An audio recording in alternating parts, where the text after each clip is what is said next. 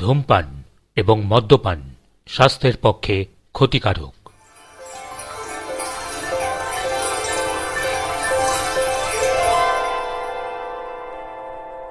নমস্কার বন্ধুরা, আমি অনির্বাণ আর এসে গিয়েছি আপনাদের প্রিয় অডিও স্টোরি চ্যানেল সূচিপত্রের গল্পকে সঙ্গে করে নিয়ে। সূচিপত্রের গল্প, সাহিত্যের রোমাঞ্চকর আর ভৌতিক স্টোরিওগ্রাফি। গত মঙ্গলবার আপনারা শুনেছেন প্রলয় সেনের রহস্য রোমাঞ্চ কাহিনী সুন্দরবনের ভয়ঙ্কর গুপ্তধন প্রথম পর্ব। আজ শুনবেন গল্পের দ্বিতীয় তথা অন্তিম পর্ব। আপনি যদি এখনো পর্যন্ত গল্পের প্রথম পর্ব না শুনে থাকেন, তাহলে আজকে ডেসক্রিপশন এবং আই বাটনে রইল গল্পের প্রথম পর্বের ইউটিউব লিঙ্ক। সঙ্গে রিকোয়েস্ট করব, আপনি যদি এখনো পর্যন্ত আমাদের চ্যানেলটি সাবস্ক্রাইব না করে থাকেন, তাহলে প্লিজ সাবস্ক্রাইব করে দিন সূচিপত্রের গল্পকে আরও এরকম নতুন আর রোমাঞ্চকর অ্যাডভেঞ্চার কাহিনী শোনার জন্য। ও হ্যাঁ, সঙ্গে পাশের ঘন্টাটা বাজাতে যেন ভুল না হয় পরের গল্পের নোটিফিকেশনের জন্য। আজকের গল্প পাঠে এবং গল্পের সূত্রধার অনির্বাণ, পোস্টার ডিজাইন রায় ক্রিয়েটিভ মিডিয়া, সম্পাদনা ও পরিচালনা রাজা বাবু। শুরু হচ্ছে আজকের গল্প। প্রলয় সেনের কলমে সুন্দরবনের ভয়ঙ্কর অবলম্বনে সূচিপত্রের গল্পের নিবেদন সুন্দরবনের ভয়ঙ্কর গুপ্তধন দ্বিতীয় তথা অন্তিম পর্ব।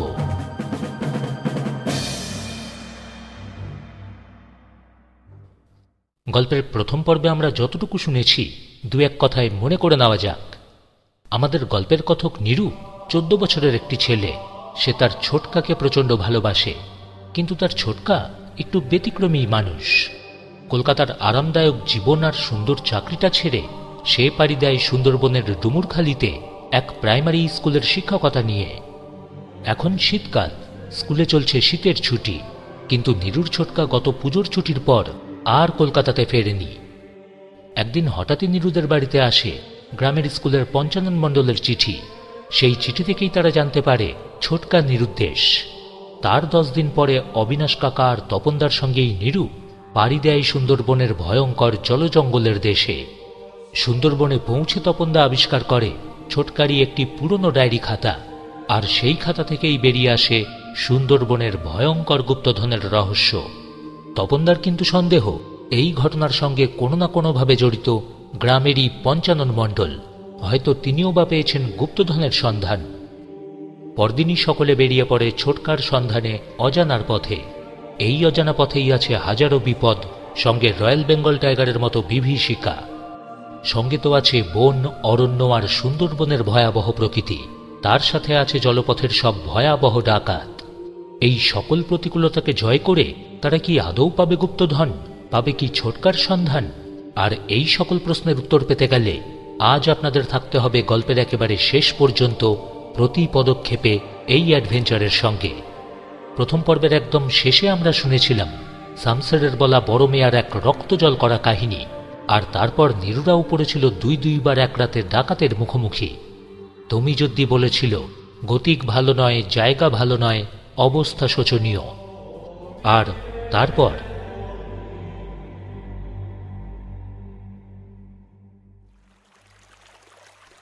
পরদিন বেশ বেলা করেই ঘুম ভাঙল।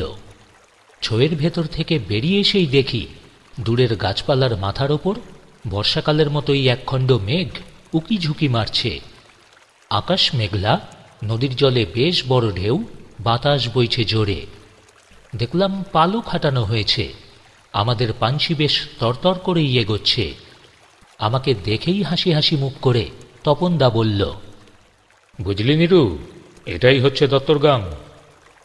কিছুটা এগোবার পর একবারে দেখলাম নৌকার সারি। জঙ্গলের দিক থেকে মানুষের গলার আওয়াজও ভেসে আসছিল। ব্যাপারটা কি জিজ্ঞাসা করতেই তুমি যদি সমস্তটাই খুলে বলল। মাঝে মাঝে জঙ্গল বেড়ে গেলে সরকার বন বিভাগের কাঠুরেদের জঙ্গলে ঢুকে কাঠ কাটবার হুকুম দেয়। একে বলা হয় ঘের। মাঝি, আমরা গোসাবা নদীতে কখন পড়ব? কর্তা, বাতাস না পড়ে গেলে আর ঘন্টা 2 লাগবে, সামনেই। হঠাৎই তপনদা চেঁচিয়ে প্রশ্ন করল। জবাব দিল শামসের। লক্ষ্য করলাম তমিজুদ্দির মুখ কিন্তু থমথমে। সে বলল, বাবু, এ পূবালি বাতাস, বন্যার ভয় আছে। এ বাতাস না পড়লে কিন্তু আমরাই বিপদে পড়ে যাব। তমিজুদ্দির কথায় কোনো ভ্রুক্ষেপই নেই তপনদার। সে আবারও চেঁচিয়ে বলল, শামসের, মায়াদ্বীপের কাছে কখন পৌঁছবো? মায়াদ্বীপ? পালানের হাত থেকে হুঁকো নিতে নিতে শামসের বলল, সে তো অনেক দূর, আজ বড় জোর সামটার কাছাকাছি যেতে পারবো। বাদিকে একটা খাল। হঠাৎই সেই খালের ভেতর থেকে একটা নৌকো দত্তর গাঙে এসে পড়ল। ছোট্ট নৌকা, আমাদের পানসি থেকে গজকুড়ি দূরে হবে। ওই নৌকার মাঝি হাঁপ পারল। ওহে, কোন দিকে যাচ্ছ? গোসাবা নদীর দিকে যাচ্ছি। শামসের উত্তর করল, যাব অনেক দূর। কোথায়? সমুদ্রের কাছে, ভাঙডুনি দ্বীপে। হঠাৎই ওই নৌকার ছোঁয়ের ভেতর থেকে একটা লোক বেরিয়ে এলো। মাথায় র্যাপার জড়ানো, লম্বাটে মুখ। সে বলল, তা তোমরা ভাঙডুনি যাবে, গোসাবা নদী দিয়ে যাচ্ছ কেন? ডান দিকের ওই খাল ধরে গেলেই তো পারো। লোকটার কণ্ঠস্বর শুনে আমি চমকেই উঠলাম। কিরম যেন চেনা চেনা মনে হলো। তপনদার দিকে তাকাতেই দেখি তীক্ষ্ণ দৃষ্টিতে লোকটাকেই দেখছে। আরে দরকার কি? হাওয়া আছে, পাল খাটাইছি, ঝটফট নৌকায় গবে। শামসেরের কথায় মনে হলো লোকটা ওর কথা শুনে বিরক্তই হলো। তপনদা এবার নিচু গলাতেই বলল, নিরু, শিগগির ভেতর থেকে দূরবীনটা নিয়ে আয় তো। লোকটা আবারও বলল, বলছিলাম তুফান আসতে পারে, বড় গাং, তাছাড়া সময়ও তো বেশি লাগবে। তুমি যদি লোকটার কথাতেই সাই দিল। শামসের, কর্তা ঠিকই কইছেন, নৌকা খালের ভেতর নিয়ে চলো। এবার কিন্তু শামসের ধমকে উঠল, শোনো বাউলে, যা বোঝো না তা নিয়ে বক বক করতে এসো না। আমি ঠিকই যাচ্ছি। মাঝি কে, আমি না তুমি? দূরবীনটা তপনদার হাতে এনে দিয়েছি, কিন্তু লোকটা বোধহয় বুঝে ফেলেছে আমাদের উদ্দেশ্য। দেখলাম সঙ্গে সঙ্গেই সে ছোঁয়ের ভেতর ঢুকে তার নৌকার মাঝিকে কি যেন বলল। তারপরই অবাক কাণ্ড, নৌকোখানা অমনি বাদিকের খালে আবারও ঢুকে পড়ল। আমি মুখ তুলে তাকাতেই দেখি তপনদার চোখে মুখেও যেন আকাশেরই কালো মেঘ নেমে এসেছে। গোসাবা নদীর মুখে এসে বুকের ভেতরটা কেমন যেন ছমছম করে উঠল। কি বিরাট নদী! আকাশ ভরে অকালে মেঘ, বড় বড় ঢেউগুলো ফুঁসছে। নদীর অপর পারে পৌঁছতে আমাদের আরো আধ ঘন্টার ওপর সময় লাগল। পাড়ের কাছাকাছি আসতেই শামসের এবার চেঁচিয়ে বলল, ও নেতাই, এই কলসিগুলো বের কর, জল নিতে হবে। জোয়ার চলছে। জোয়ার চলছে দেখেই তুমি যদি বলল, শামসের, পালে যখন হাওয়া ধরিছে, আর একটু এগুলি হতো না? এবার কিন্তু শামসের তেতে উঠল, বলল, না, এখানে বাওর আছে, এরপর কি আর কোথাও নামা যাবে? এরপর সব জায়গায় তো গরম। বাওর মানে বিল। সুন্দরবনের দ্বীপগুলোর মধ্যে এরকম অসংখ্য মিষ্টি জলের বাওর আছে। এবার কিন্তু তপনদাও বিরক্ত হল, বলল, শোনো শামসের, বারবার এভাবে থেমে সময় নষ্ট করা আমার ভালো লাগছে না কিন্তু। দেখলাম শামসের এবার তপনদাকেও রেয়াত করল না, হাল ছেড়ে দিয়ে সে গজগজ করেই বলল, শোনেন কর্তা, আপনারা যখন এতই বোঝেন, তখন আর আমি কেন এখানে বসে আছি? হ্যাঁ। ঝগড়া বাঁধবার মুখেই দুহাত তুলে অবিনাশ কাকা সবাইকে শান্ত করতে চাইলেন। আহা, তোমরা চুপ করবে? সুন্দরবনের ভেতর ঢুকে যদি নিজেদের মধ্যেই কথা কাটাকাটি করো। কর্তা, এই কথাটাই বাউলেরে আর ওই বাবুরে বুঝাইয়া কন। আমি হাল যখন ধরেছি, তখন আমার কথাই শুনতে হবে সবাই রে। বাওর থেকে জল নিয়ে নৌকোতে ফিরতেই ভাটা পড়ল। এবার পাল নামিয়ে শামসের বলল, ওরে পালান রে, জোরে বৈঠা চালা। সেই রাতেই চামটা ছাড়িয়ে একটা খালে ঢুকে আমাদের নৌকো নোঙর করা হয়েছিল। আর সেই ভয়ঙ্কর রাতেই আমরা অকুলে ভেসেছিলাম। তপনদার দুশ্চিন্তা যে কতখানি সত্যি তা আমরা সকাল হতেই টের পেয়েছিলাম। রাতে আমরা যখন সবাই গভীর ঘুমে, তখন কে বা কারা এসে আমাদের নৌকোর নোঙর খুলে দিয়েছিল। তারপর সারা রাত নদীর তীব্র স্রোতের টানে নৌকো ভাসতে ভাসতে আমরা একেবারে উল্টো দিকে চলে গিয়েছিলাম। আমরা দারুণ বিপদের মধ্যেই পড়ে গেলাম। নৌকা দিশাহারার মতোই জলে ভাসতে লাগল। বিপদ যেন আমাদের পিছু নিয়েছিল, নইলে শীতকালে এমন দুর্যোগ হবে কেন? জোর হাওয়া দিচ্ছিল, নদীর জলে সে কি টান, বড় বড় রাক্ষসে ঢেউ। দিনে সূর্য আর রাতে তারা দেখে নৌকো যে সঠিক পথে এগোবে তারও কোনো উপায় নেই। সবসময়ই আকাশ কালি মাখা মেঘে ঢাকা, আর দুধারের ডাঙা সেও তো দেখতে একই রকম। নদীর ধার ঘেঁষে গোল গাছের সার, তারপরই গরান, গেও আর কেওড়া গাছের নিবিড় জড়াজড়ি। এই সুন্দরবন তমিজদ্দির আতিপাতি করেছে না, কিন্তু দেখলাম তারও মুখ ভার। এইসব দেখেই সে বলল, হ্যাঁ বাবু, মেঘ সরলে আন্দাজ করতে পারতাম নৌকো আমাদের কোন দিকে যাচ্ছে। এই কদিন দেখলাম তপনদার মুখও ছিল থমথমে। না না, সেটা শুধু দিক ভুল হওয়ার জন্য নয়, তপনদার আসল দুশ্চিন্তা অন্য কারণে। তার আভাসও পেয়েছিলাম একদিন।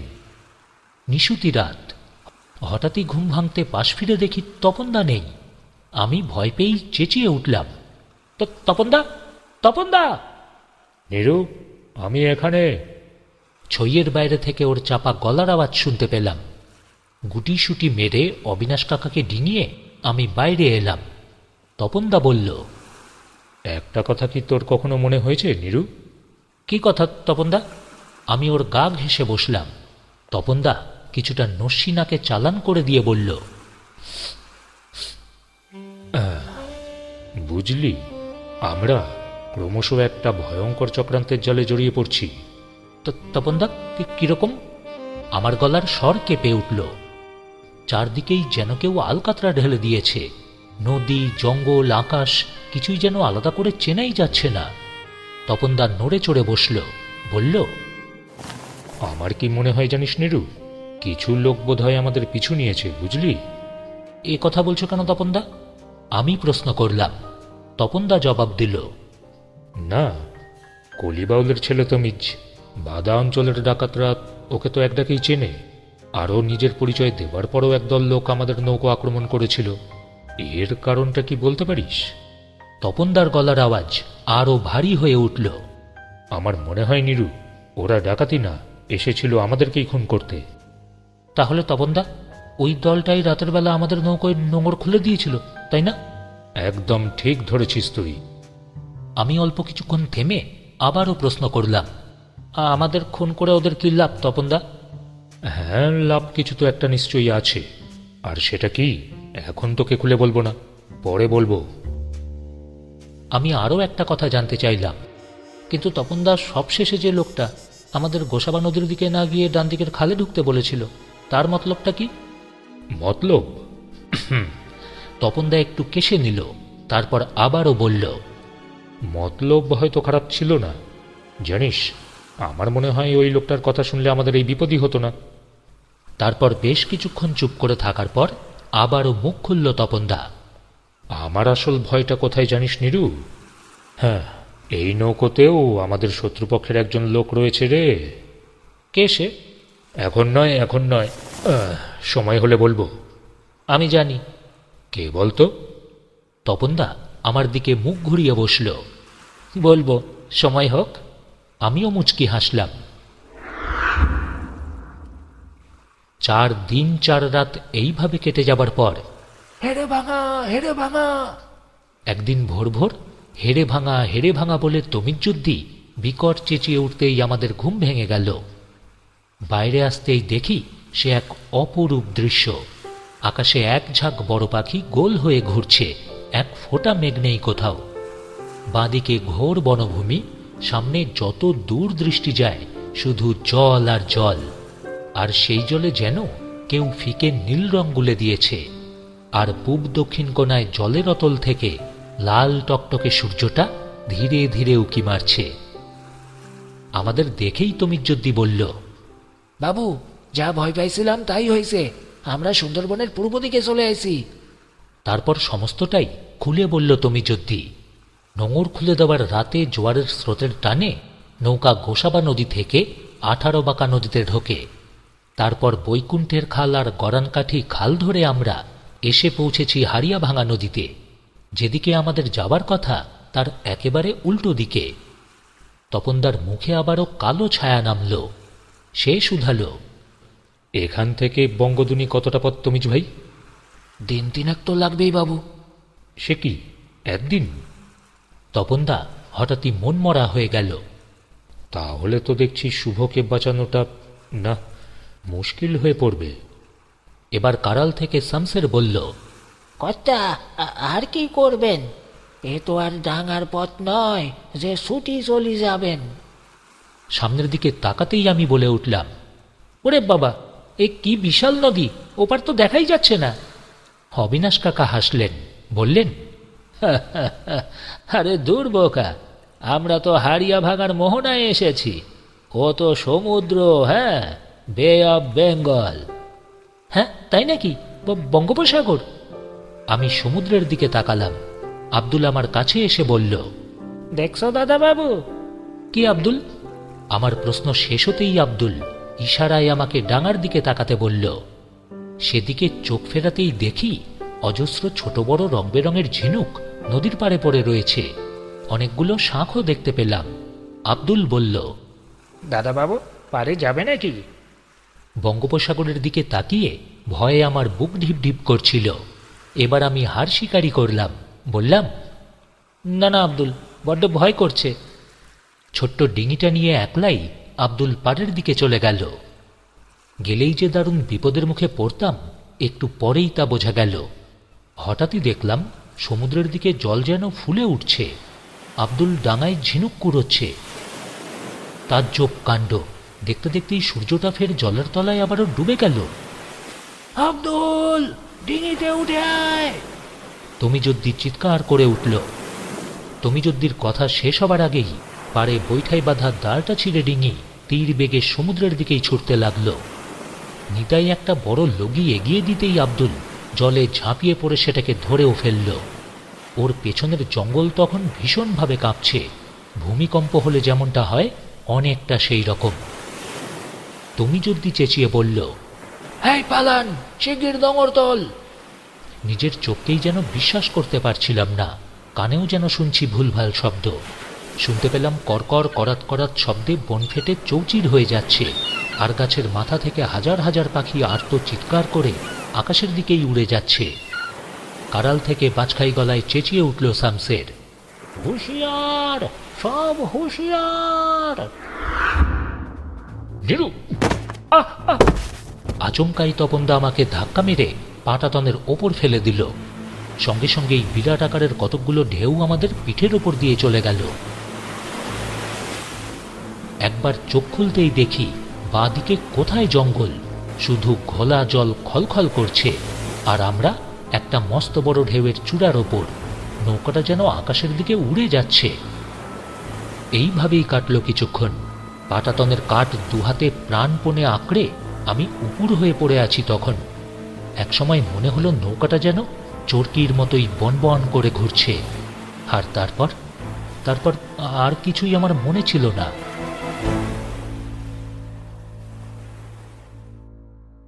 হুশ ফিরে এলো তমিজুদ্দির কথায়। সে বলছিল, হ্যাঁ শামসের, মাঝি গো, আজ তুমি শক্ত হাতে হাল না ধরলি আমরা সমুদ্রের পানেই চলে যেতাম। উত্তরে শামসের বলেছিল, ঈশ্বরের কৃপা বাউলে, ঈশ্বরের কৃপা। উল্টো স্রোতে পড়লে কি আর আমরা আর এদিক পানে আসতে পারতাম? আমার পেটে বেশ কিছুটা নোনা জল ঢুকে গিয়েছিল। সারা শরীর ভিজে সপ সপ করছে। না, শুধু আমার একার নয়, সকলেরই একই অবস্থা। এখন হারিয়াভাঙা থেকে নৌকা আবারও একটা খালের ভেতরে ঢুকে পড়েছে।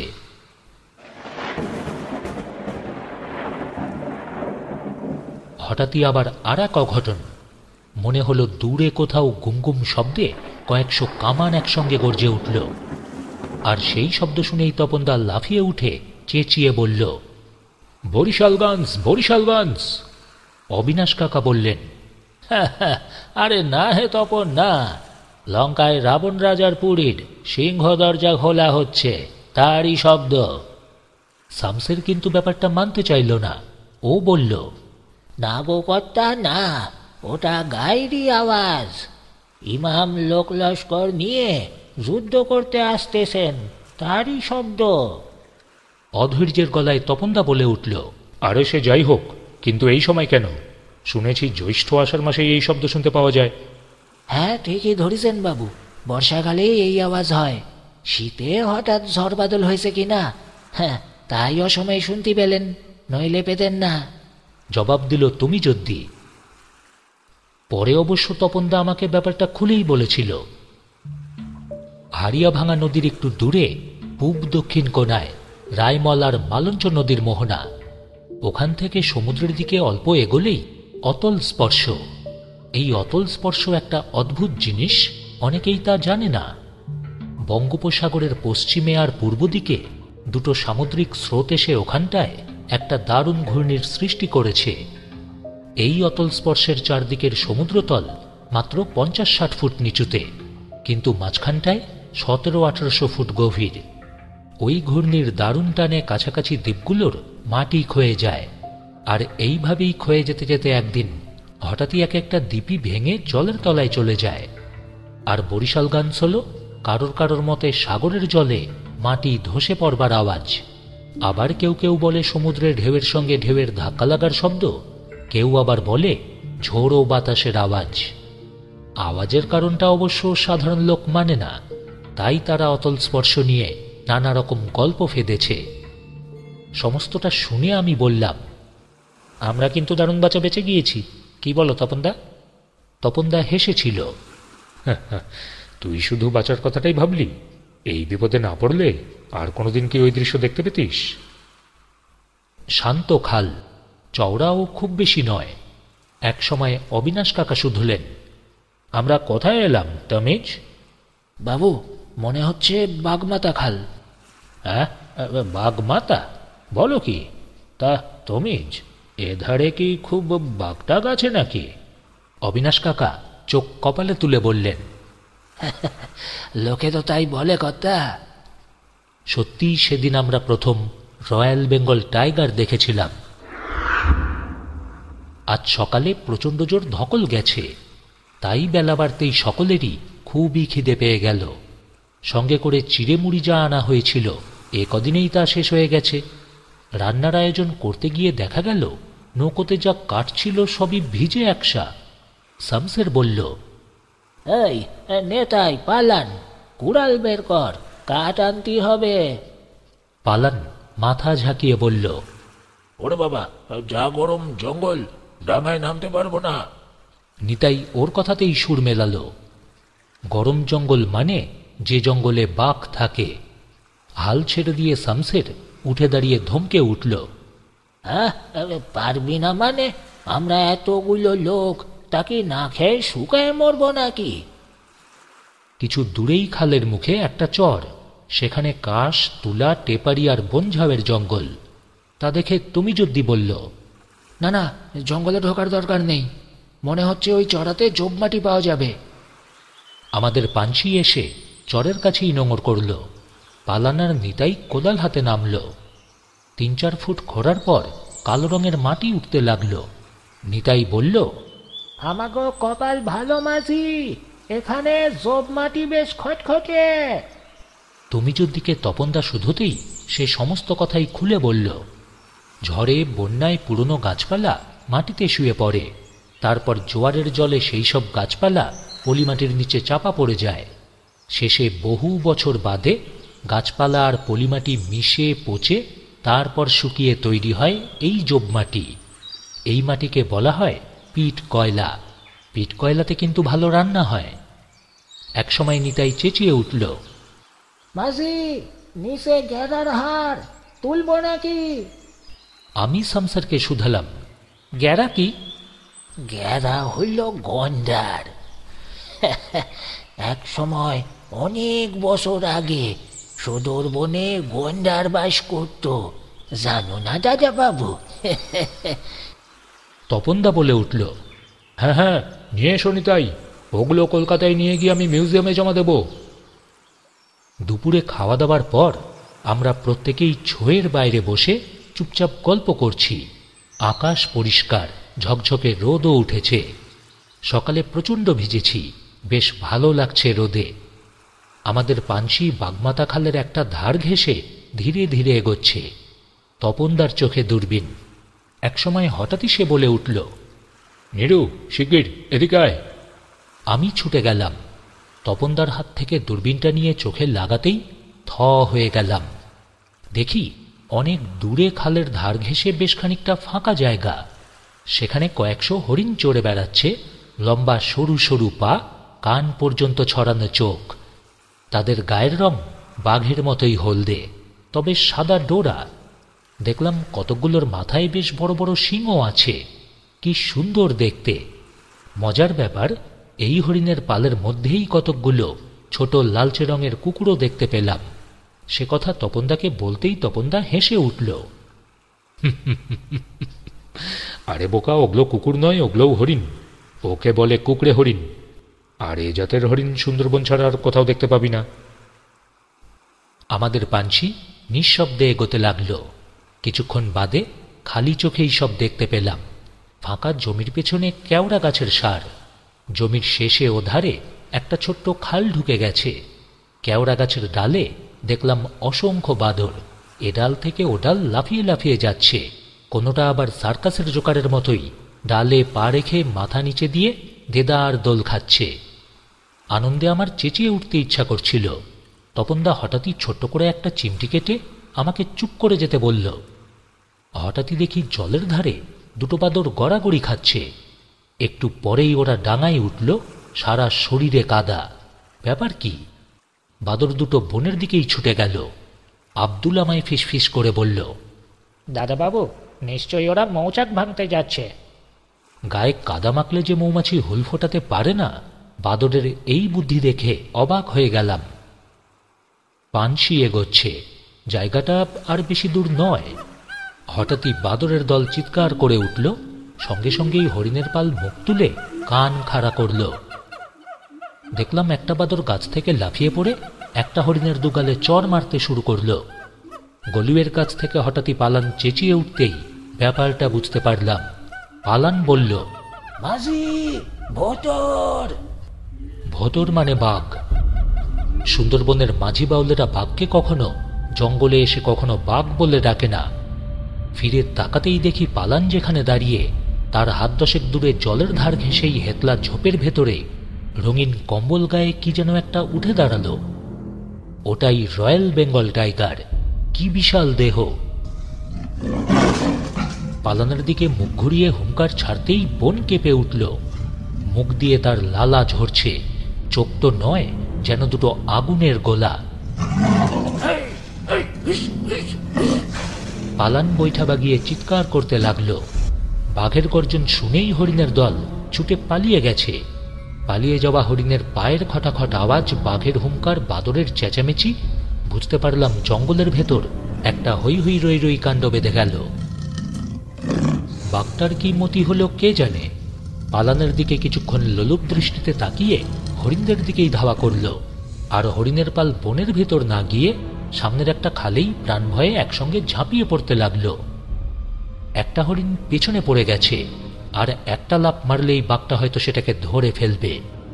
এমন সময় বাঘের পেছন থেকে ঝুপ করে একটা শব্দ। বাঘটা ঘুরে দাঁড়ালো। দেখলাম গাছ থেকে লাফিয়ে পড়েছে একটা বাঁদর। হরিণটাকে বাঁচানোই ওর উদ্দেশ্য। বাঘ তেড়ে আসতেই বাদরটা বিশ্রীভাবে মুখ ভেঙছে, এক লাফে একটা গাছের ডাল ধরে ফেলল। এর মধ্যেই কখন যে তপনদা ছয়ের ভেতর ঢুকে বন্দুক নিয়ে এসেছে তা বুঝতেই পারিনি। হঠাৎই তার বন্দুক গর্জে উঠল। বন্দুকের গুলিতে সামনের হরিণটা মুখ থুবড়ে পড়ে গেল মাটিতে। আর বেগতিক দেখে বাঘটা বনের দিকে দৌড় মারল। দেখলাম তমিজুর দিয়ে হাই হাই করে উঠল। হ্যাঁ, আপনি কি করলেন বাবু? মায়া হরিণ মেরে দিলেন। মায়া হরিণ মানে মেয়ে হরিণ। বাউলেরা কখনো মেয়ে হরিণ মারে না, কারণ ওদের ধারণা তাতে অমঙ্গল হয়। ওদিকে ওধারের খালে হরিণের আর্ত চিৎকার। দূরবীনটা চোখে লাগালাম। দেখি জল সাঁতরে হরিণের দল জঙ্গলের দিকে উঠে যাচ্ছে, কিন্তু একটা হরিণ উঠতে পারেনি, তাকে ধরেছে কুমিরে। দেখলাম হরিণের শরীরের অর্ধেকটা তখন কুমিরের মুখে। এবার আস্তে আস্তে কুমিরটা জলের তলায় ডুব দিচ্ছে। শেষবারের মতো হরিণটা প্রাণপণ চিৎকার করে উঠল। একটা বিপদ কাটিয়ে উঠতে না উঠতেই আমরা আর এক বিপদের জালে জড়িয়ে পড়েছিলাম। সেটা তুমি যুদ্ধি ছাড়া আমরা আর কেউই গোড়ার দিকে বুঝেই উঠতে পারিনি। সাপের লেখা আর বাঘের দেখা, এই কথাটা যে কতখানি সত্যি তা আমরা সেদিন রাত থেকেই টের পেতে শুরু করেছিলাম। হরিণটাকে নিয়ে কুমির জলের তলায় অদৃশ্য হয়ে যাবার খানিক বাদেই আবারও বাঘের প্রচণ্ড গর্জনে বনভূমি কেঁপে উঠল। সে কি ভয়ঙ্কর ডাক! বুকের ভেতর যেন বজ্রপাত হল, ভয়ে গায়ে কাটা দিয়ে উঠল। বাঘের হুঙ্কার থেমে যেতেই তুমি যদ্দির গলা শুনতে পেলাম, মাঝি ঝটপট ভাই ঢুকে পড়ো, মাঝি ভাই ঢুকে পড়ো। ঠিক তখনই আব্দুল কনুই দিয়ে আমার পাঁচড়ায় আলতো করে একটা খোঁচা মেরে চাপা গলাতেই বলল, এ দেখছো বড় মেয়া ওই। হ্যাঁ কই?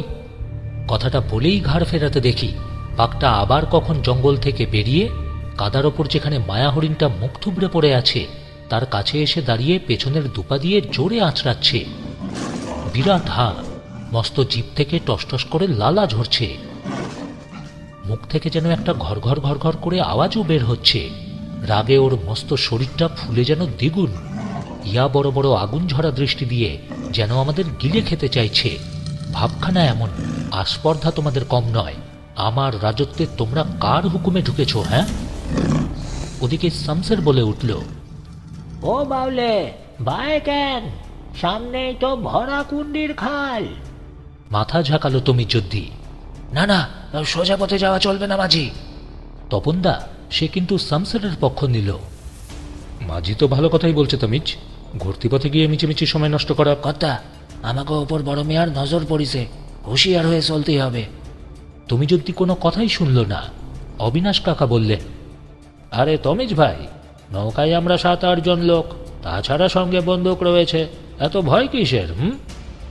চুপ করে বসে থাকুন বাবু, জঙ্গলের বিপদের কথা আপনারা কতটুকু জানেন? হ্যাঁ, আমি বাউলে, যা বলবো তাই শুনতেই হবে। নৌকা ঘোরাও মাঝি। আমাদের পাঞ্ছি বাদিকের সরু খালটায় ঢুকল। এখন আঁকা বাঁকা পথে চলেছি আমরা। দেখতে দেখতে বিকেলের ছায়া নামল।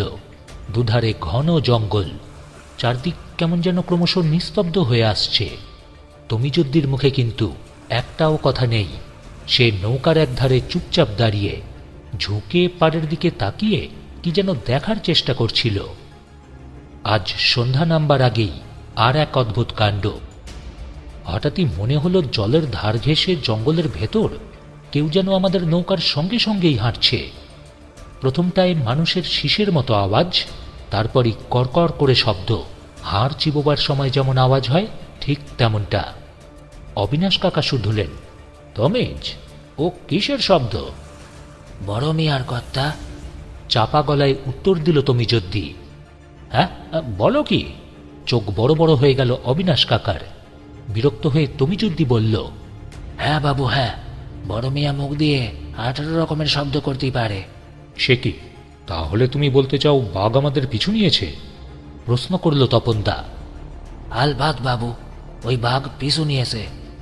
হ্যাঁ, কিন্তু হাতের কাছে হরিণ থাকতে ও আমাদের পেছন ধাওয়া করবে কেন তমিজ? এই তো মজার কথা কর্তা, বড় মেয়ার স্বভাবের গতিক তা তো আপনাকেও জানা নেই।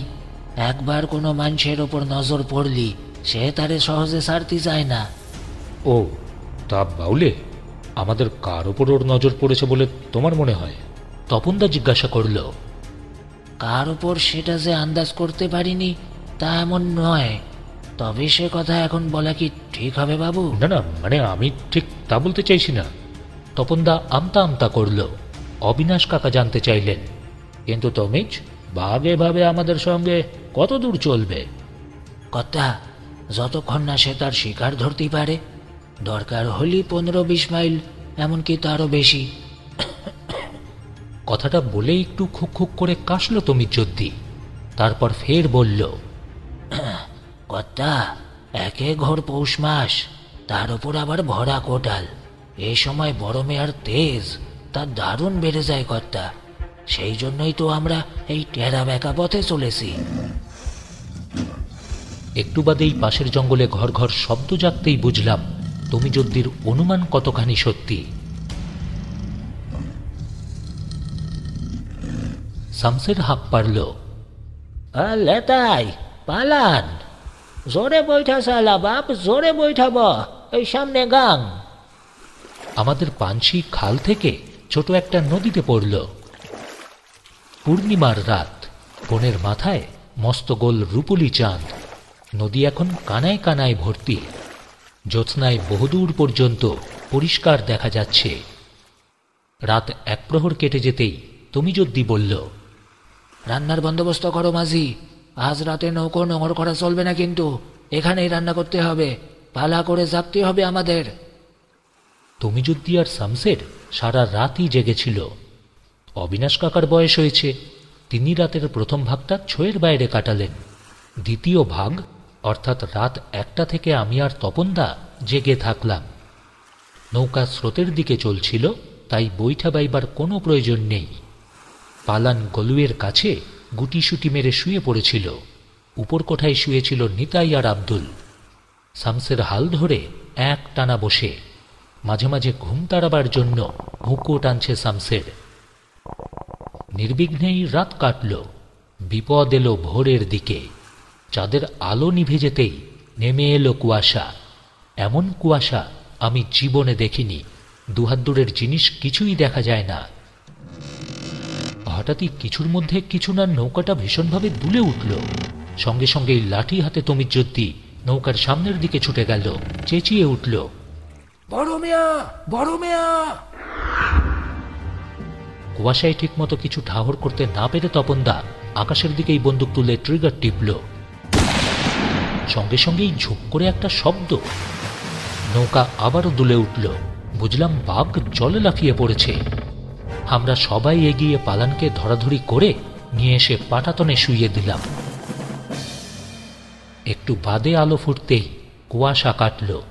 দেখলাম পালানের বুকে বাঘের লালা ছড়িয়ে আছে।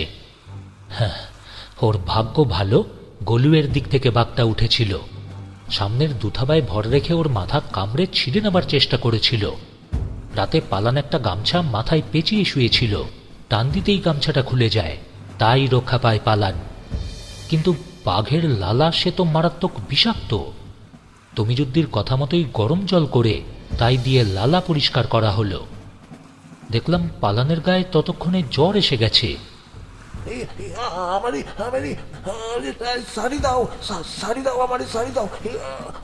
ভোতরে ধরলো, ভোতরে খেলো, ভোতরেই খেলো, সারো আমায় সারো।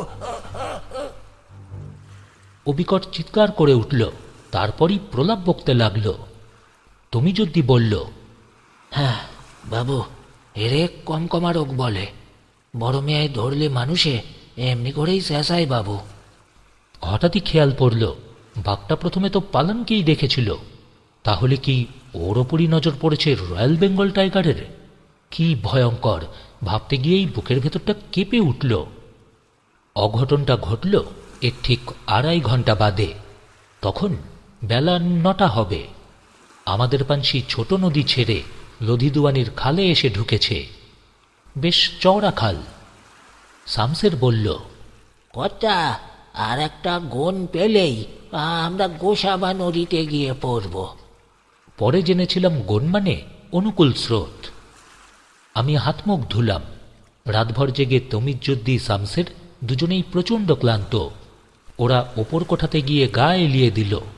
নিতাই গিয়ে ধরল হাল, গলুয়ে লগি হাতে আব্দুল। রোদ চড়া হয়ে উঠতেই চোখে জ্বালা ধরল।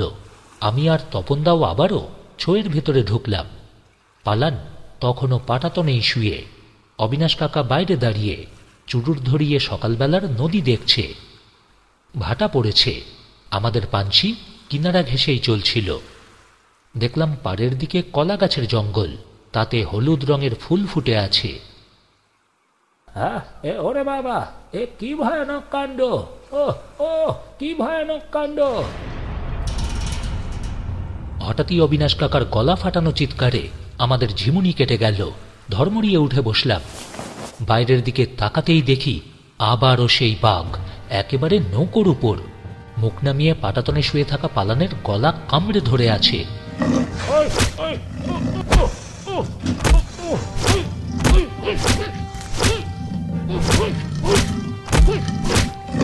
কলুয়ের ওপর থেকে হেই হেই শব্দে আব্দুল বাঘের পিঠে এলোপাথারি লগির বাড়ি মেরে যাচ্ছে। জানোয়ারটার কিন্তু সেদিকে কোনো ভ্রুক্ষেপই নেই। দেখলাম সে ধীরে সুস্থে পালানকে আধখানা টেনে তুলল, জলের দিকে ঘুরল, তারপরই দুপা ভেঙে মারল এক প্রকাণ্ড লাফ, ঝুপ করে গিয়ে পড়ল কলা গাছের ঝোপের ভেতর। সঙ্গে সঙ্গেই আমাদের পাঞ্চিও ভীষণভাবে দুলে উঠল। আমি টাল সামলাতে পারলাম না। উহ নিরু! তপনদার সঙ্গে মাথা ঠুকাঠুকি হয়ে গেল। চোখে সর্ষে ফুল দেখলাম। কারালের দিক থেকে তমিজুদ্দিন, নিতাই, শামসের ছুটে এলো।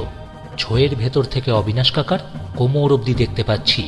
তিনি বলির পাঠার মতোই থরথর করে কাঁপছিলেন। এবার ভাঙা ভাঙা কণ্ঠে বলে উঠলেন, তপন, নিরু, শিগগির ভেতর থেকে বন্দুকটা নিয়ে এসো। কলা গাছের ঝোপ তোলপাড় করে বাঘ দক্ষিণ দিকে এগিয়ে যাচ্ছে। মাঝে মাঝে তার হলদের ডোরা দেখতে পাচ্ছি।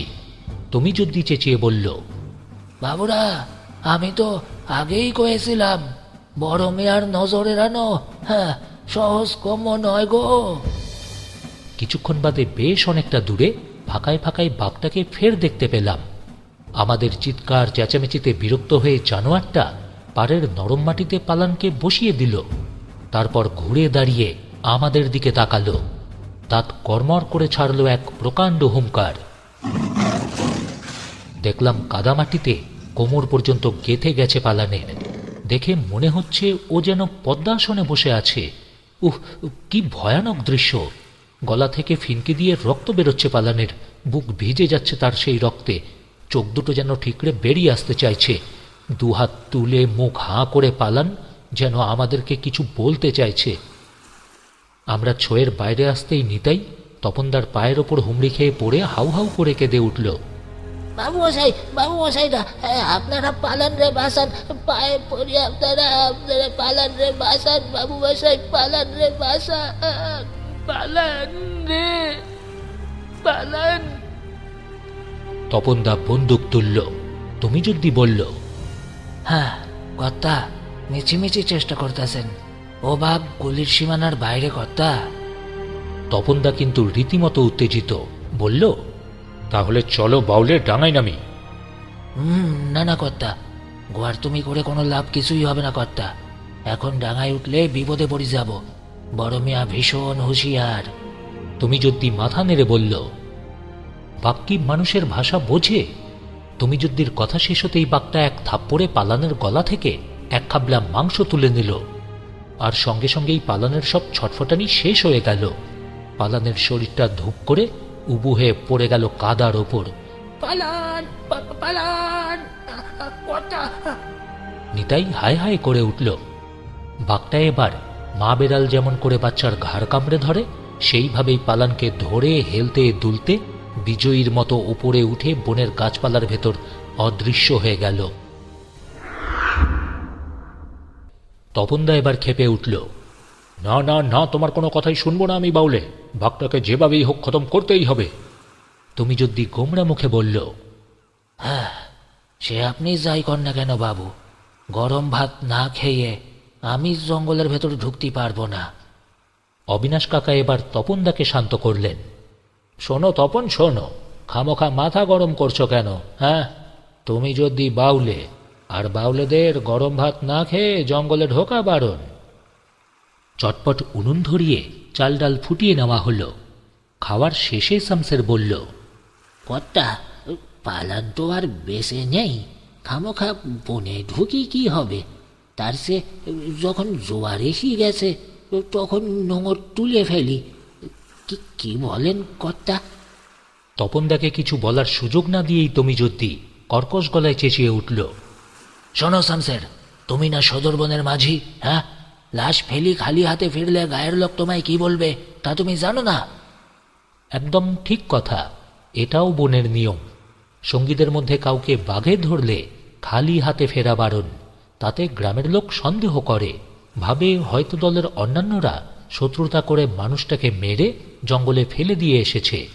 তাই মৃতদেহের গা থেকে রক্তমাখা জামাকাপড় বা যা হোক কিছু একটা চিহ্নস্বরূপ নিয়ে আসতে হয়। অবিনাশ কাকা এবারেও কিন্তু বাদ সাধল, কিছুতেই আমাকে জঙ্গলে যেতেই দেবে না। তুমি যদি বলে কয়ে রাজি করালো, বলল, কর্তা এতই যখন ইচ্ছা চলুক না দাদাবাবু, ভয় পাচ্ছেন কেন কর্তা, আমি তো আসি নাকি।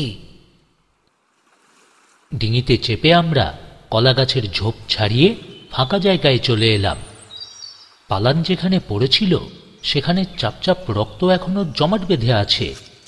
সূর্য ঠিক তখন মাথার ওপর। সামনে তুমি যদি, মাঝখানে আমি, আর সবার শেষে তপনদা। ওদের দুজনের হাতেই বন্দুক। তুমি যদি খোঁজ ধরে এগোচ্ছে। খোঁজ মানে বাঘের পায়ের ছাপ। ওপরে উঠতেই বাধা। গাছের শিকড়ে শিকড়ে সামনের পথ একেবারে দুর্গম। 2-2.5 হাত উঁচু উঁচু শিকড়, এগুলোকে বলে শুলো। চ্যাপটা, আগার দিকটা বর্ষার মতোই ছুচলো, যেন ভীষ্মের সরসজ্জা। এবার খোঁজ ধরে আমরা ডান দিকে এগিয়ে গেলাম। এই জঙ্গল দেখতে কি সুন্দর, কিন্তু কে বলবে এরই ভেতর মৃত্যু লুকিয়ে আছে। বড় বড় গাছের কাণ্ড।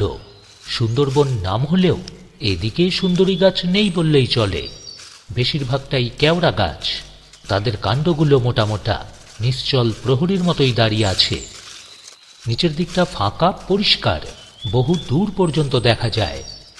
খোঁজ ধরে অনেকক্ষণ হাঁটার পর একটা হোদো গাছের ঝোপের কাছে এসে পালানের লাশটা খুঁজে পেলাম। বুকের অনেকটা মাংস খুবলে তুলে নেওয়া হয়েছে। তুমি যদি চারদিকে একবার ভালো করে দেখে নিল, তারপর লাশের সামনে এগিয়ে গিয়ে রক্তমাখা ছেঁড়া খোড়া ফতুয়াটা আস্তে আস্তে খুলে ফেলতে ফেলতে বলল,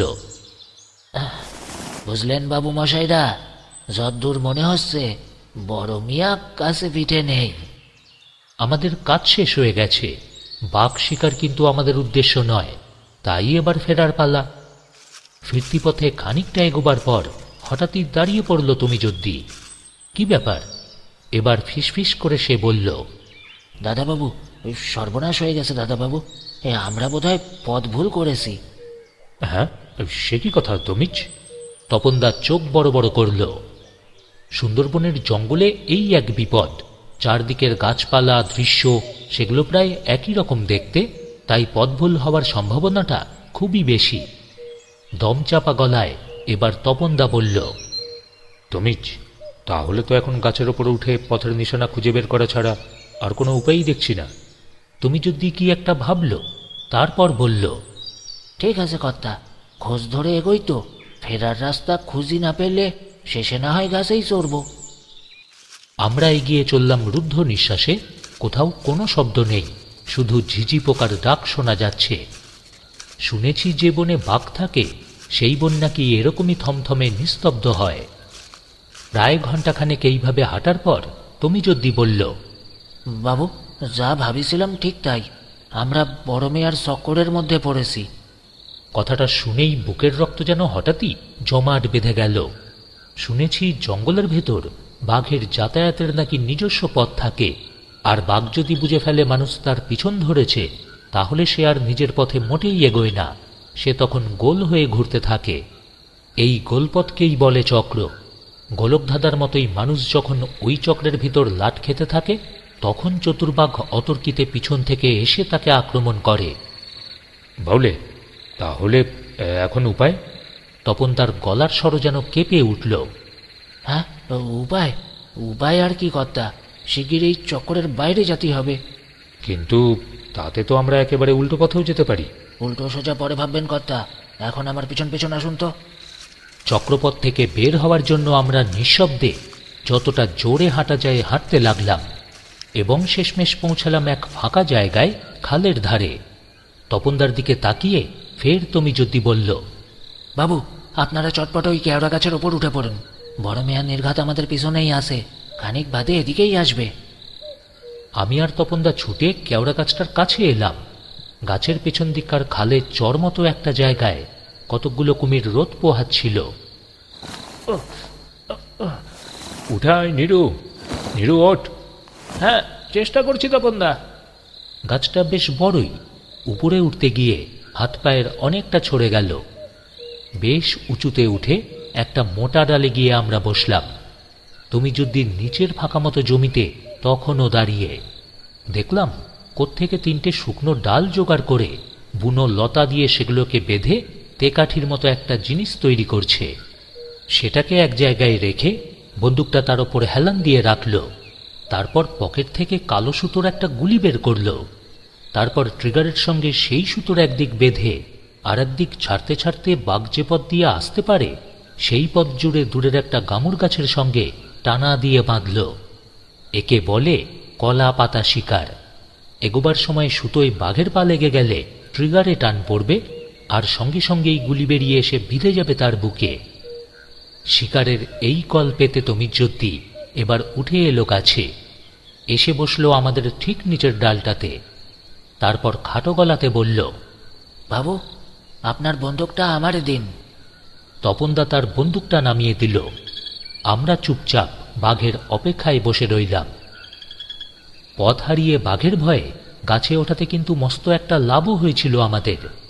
বাদিকের খানিক দূরে হেতালের ঝোপ, আর তার পরেই গাং। আমরা উঁচু ডালে উঠে বসায় গাঙে নোঙর করা আমাদের পাঞ্ছিটাকে স্পষ্টই দেখতে পাচ্ছিলাম। আমাদের বিপদ কিন্তু শুধু সামনের দিকে নয়, পিছনেও।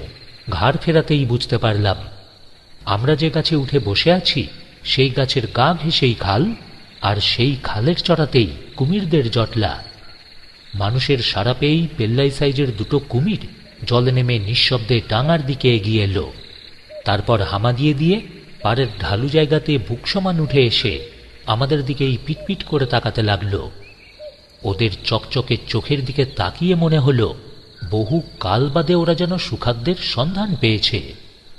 আমরা 3জন দম বন্ধ করে বসে আছি। বুকের ভেতর যেন ঢেকির পার পড়ছে। চারদিক শান্ত, এমনকি গাছের পাতা পর্যন্ত নড়ছে না। শীতের ঘন সোনালি রোদে সামনের ফাঁকা মাঠ মতো জায়গাটুকু কেবলমাত্র ঝলমল করছে। তমিজ বাউলের আশঙ্কা যে মিথ্যে নয়, এক সময় তা টের পেলাম। নিরু, তপনদা ইশারায় আমাকে সামনের দিকে তাকাতে বলল। দেখতে পেলাম দূরের জঙ্গল থেকে বেরিয়ে আসছে রয়্যাল বেঙ্গল টাইগার। আমাদের সেই পরিচিত বাঘটা, বিরাট দেহ, দেখেই গায়ের লোম একেবারে খাড়া হয়ে উঠল। কি ভয়ঙ্কর, তবু কি সুন্দর দেখতে। চোখ ধাঁধানো হলদে রঙের ওপর যেন কেউ গাঢ় কালো রঙের কালির পোঁচ লাগিয়ে দিয়েছে। মাথা নিচু করে মাটি শুকতে শুকতেই এগোচ্ছিল। বুঝতে বাকি রইল না জানোয়ারটা আমাদেরই খুঁজছে। দেখলাম কালো সুতোটার কাছে এসে হঠাৎই থমকে দাঁড়িয়ে পড়ল বাঘটা। ভালো করে সুতোটাকে দেখল, তারপর মুখ তুলল, চারদিকে একবার তীক্ষ্ণ দৃষ্টিতে দেখল, তারপরই হঠাৎই পিছন ফিরে জঙ্গলের দিকে প্রচণ্ড জোরে ছুটে পালাতে লাগল। তমিজদ্দিন নিচের ডাল থেকে ফিসফিস করেই বলে উঠল, না বাবু না, এ গতিক ভালো বুঝছি না, মনে হচ্ছে বড় মেয়া দারুণ শেয়ানা। সত্যিই তাই। একটু বাদেই বাঘটা আবারও ফিরেও এলো। দেখলাম বাঘটার মুখে একটা গরানের ডাল। গুটি গুটি এগিয়ে টানা দেওয়া সুতোটার সামনে এসে দাঁড়িয়ে পড়ল।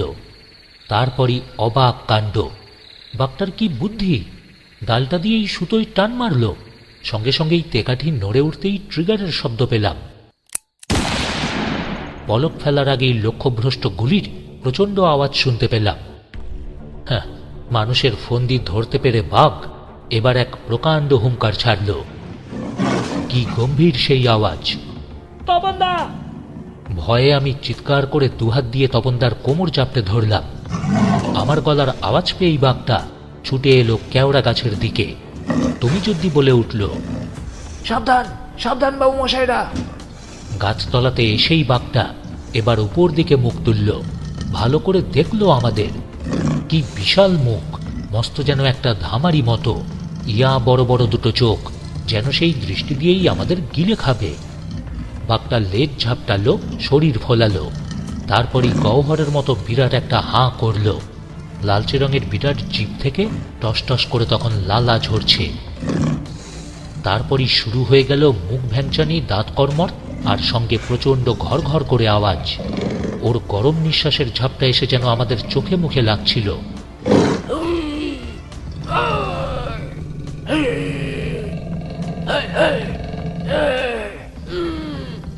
দেখলাম তমিজ বাউলের প্রাণে কিন্তু কোনো ভয় ডর নেই।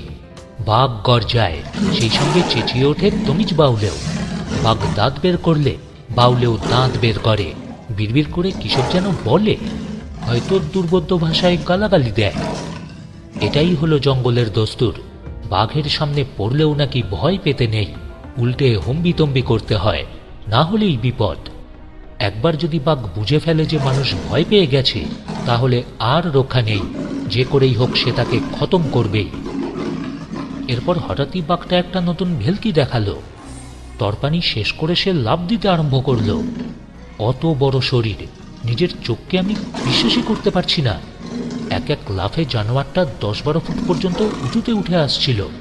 আর একটু হলেই তমিজের দিকে ধরে ফেলে আর কি। বাঘের দাপাদাপিতে তখন মাটি কাঁপছিল, আর সেই সঙ্গেই মনে হচ্ছিল কেউ যেন গাছটাকে প্রচণ্ড জোরে বারে বারে ঝাঁকাচ্ছে। এইভাবেই অনেকক্ষণ ধরে লাফঝাপ দিয়ে বাঘটা একসময় ক্লান্ত হয়ে পড়ল, তবে সঙ্গ ছাড়ল না আমাদের, চুপচাপ দাঁড়িয়ে রইল গাছেরই তলায়। দেখতে দেখতে বেলা পড়ে আসছে। আমার গায়ে তখন ভালুকে জ্বর। তপনদাকে প্রাণপণে আঁকড়ে ধরে আছি আর ঠকঠক করে কাঁপছি। তমিজুদ্দি তার বগলে বন্দুক চেপে ধরে হাত বাড়িয়ে বাড়িয়ে একটা করে শুকনো ডাল ভাঙছিল। একসময় তপনদা চেরা চেরা গলায় জানতে চাইল, বাউলে, এখন উপায় কি? একটু পরেই তো চারদিকে আধার হয়ে আসবে, আমরা সারা রাত এখানেই থাকবো নাকি? একটা লতা ছিঁড়তে ছিঁড়তে চাপা গলায় ধমকে উঠল তমিজুদ্দি। বাবু, চুপচাপ বসে থাকুন না, দেখুন না কি করতাছি। হাজার হলেও বুদ্ধিতে বাঘ মানুষের সঙ্গে এটে উঠবে কেন? দেখলাম লতা দিয়ে শুকনো ডালগুলো বেঁধে মস্ত একটা আঁটি তৈরি করল তমিজুদ্দি। তারপর আচমকাই বাবা গো, তারপরই আচমকা বিকট সুরে চেঁচিয়ে আঁটিটা খালের দিকেই ছুঁড়ে দিল। ধপ করে একটা ভারী শব্দ হতেই বাঘ তড়াক করে জলের দিকে মারল এক লাফ। কুমির দুটো হাঁ করেই ছিল, একটা সঙ্গে সঙ্গে কামড়ে ধরল বাঘের পা। এবার তীক্ষ্ণ গলাতেই তমিজুদ্দি বলে উঠল, বাবুরা ঝটপট নেমে পড়ুন। প্রাণের দায়ে গাছের অত উঁচু থেকে হুড়মুড়িয়ে আমরা যে কিভাবে অক্ষত অবস্থায় মাটিতে নেমে এলাম তা বুঝিয়ে বলতে পারবো না। তপনদা ছুটে গিয়ে তেকাঠির পাশে পড়ে থাকা বন্দুকটা তুলল। তারপর দুজনেই তমিজুদ্দিকে অনুসরণ করলাম। ওদিকে শুনতে পাচ্ছি তখনও চলছে বাঘে কুমিরে প্রচণ্ড লড়াই। দৌড় দৌড় দৌড়। হেতালের ঝোপের ভেতর দিয়ে ছোড়বার সময় হাত পায়ের কত জায়গা যে ছড়ল, সেদিকে ভ্রুক্ষেপ নেই আমাদের।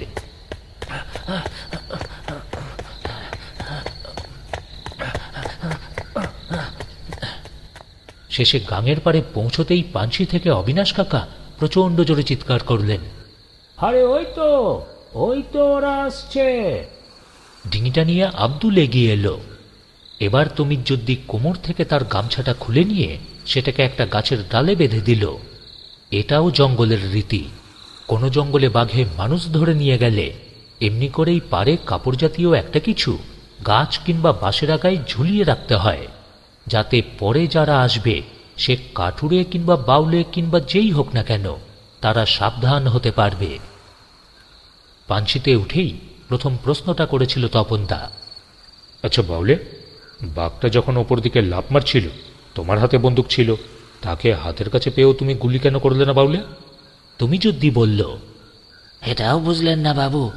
ওই বড় মেয়া নিশ্চয়ই বন বিবির স্যালা, নইলে অত বুদ্ধি ধরে? হ্যাঁ, গুলি করলেই ওর তো গায়ে লাগতো না। এটা একটা অদ্ভুত ধারণা বাউলেদের।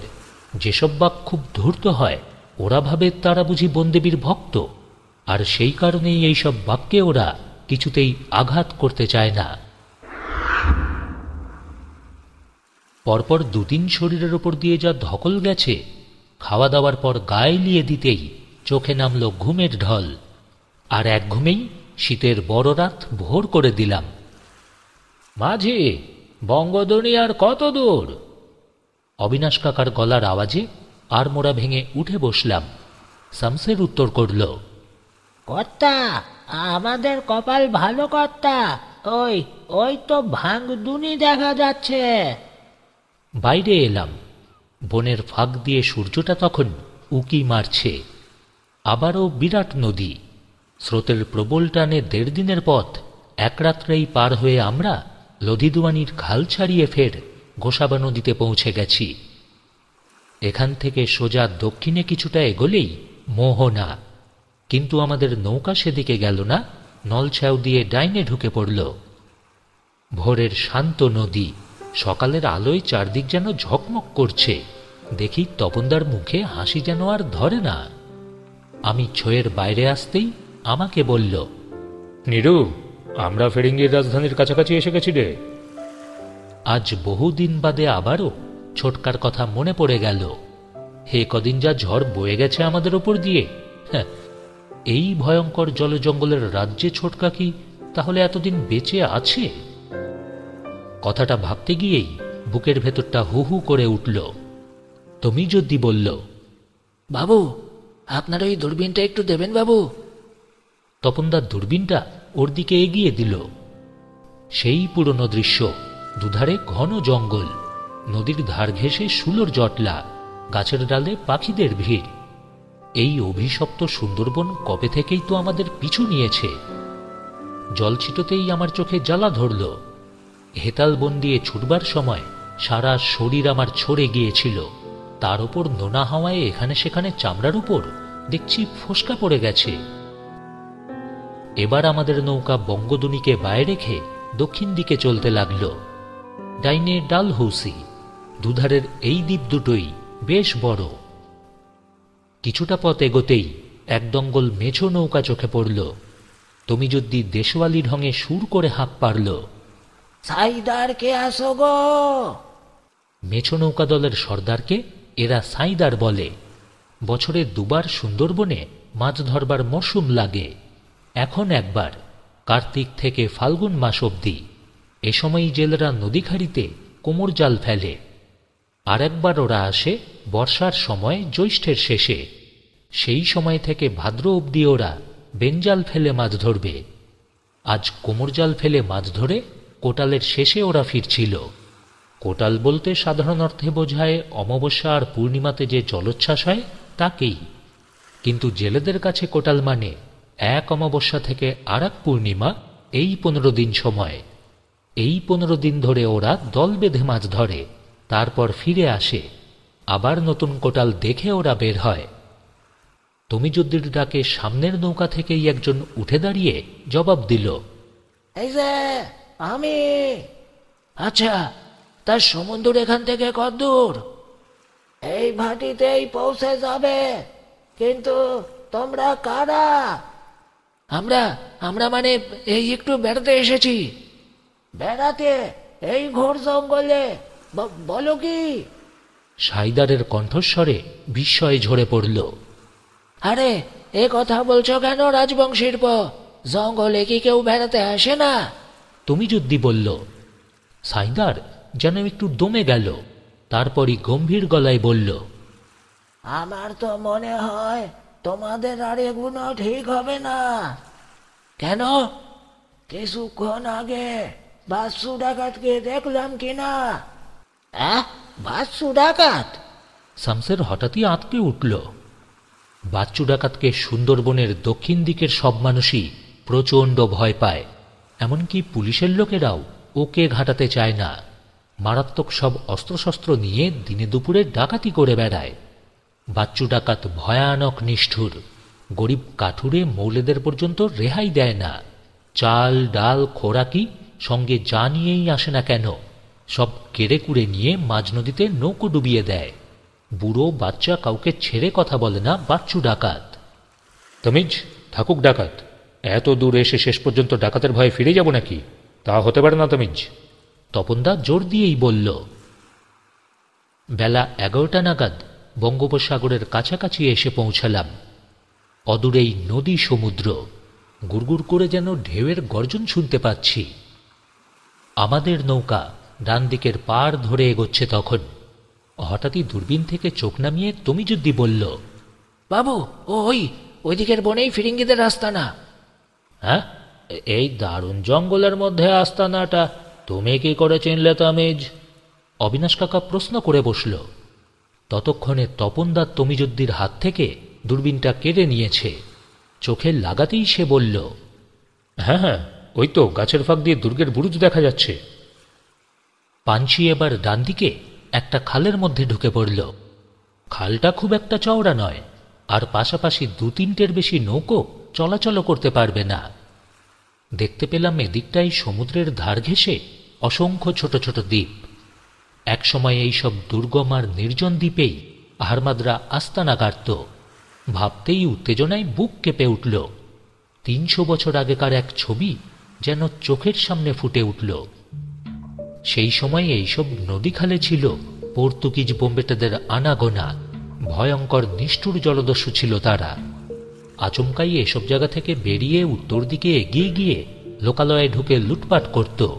গ্রামের পর গ্রাম আগুন লাগিয়ে দিত, আর ফিরে আসার সময় জোর করে সুস্থ সবল মানুষদের ধরে নিয়ে আসত।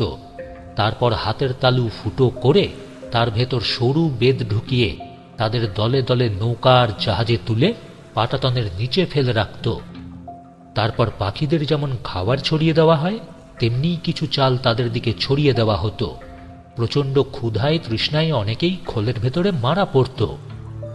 আর যারা বেঁচে থাকত সেই সব হতভাগ্যদের তমলুক আর বালেশ্বরের হাটে বিক্রি করে দেওয়া হতো।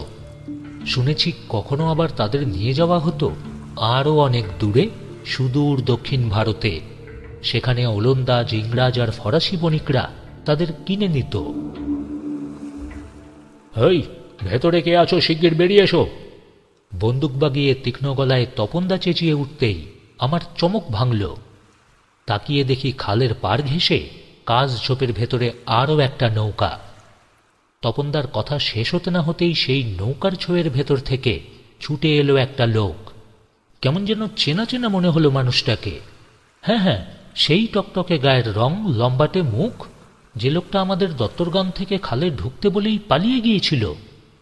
লোকটা এবার হাত জোর করে কাঁপা কাঁপা স্বরে বলল, দোহাই দোহাই, গুলি করবেন না, আমার কথা শুনুন।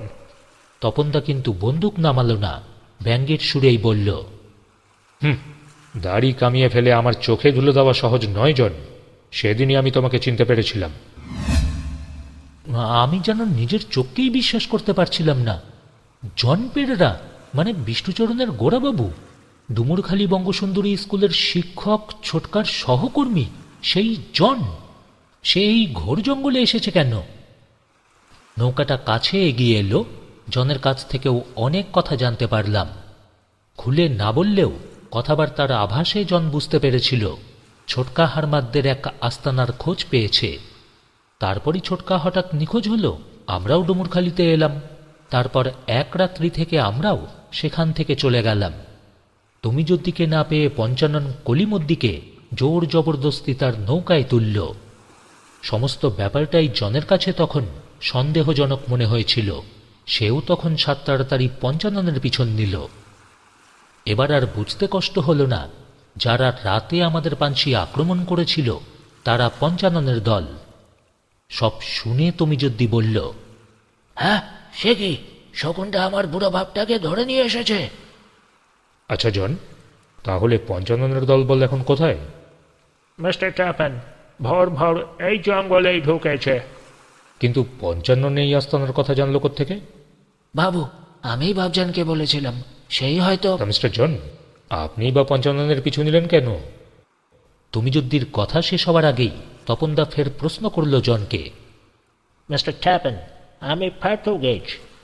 আমাকে বিশ্বাস করুন, আমাদের জাতির লুপ্ত গৌরবের সন্ধানে আমি বেরিয়ে পড়েছিলাম। শুভবাবুর কোনো ক্ষতি হোক, এটাও আমি চাই না মিস্টার ট্যাপেন। হ্যাঁ, তা না হয় হলো, কিন্তু হঠাৎ পঞ্চাননকে অনুসরণ না করে মাঝপথে এখানে এসেই থামলেন কেন? আমি ওর পেছন পেছনই আসছিলাম। হঠাৎ ফিরে তাকাতে দেখি খালের মুখে 3টি ছিপ নৌকো। তাই বাধ্য হয়ে ওই কাশঝোপের ভেতর লুকিয়ে পড়েছিলাম। ব্যাপারটা বেশ গড়বড়ে। কথাটা বলে তপনদা নস্যি নিল।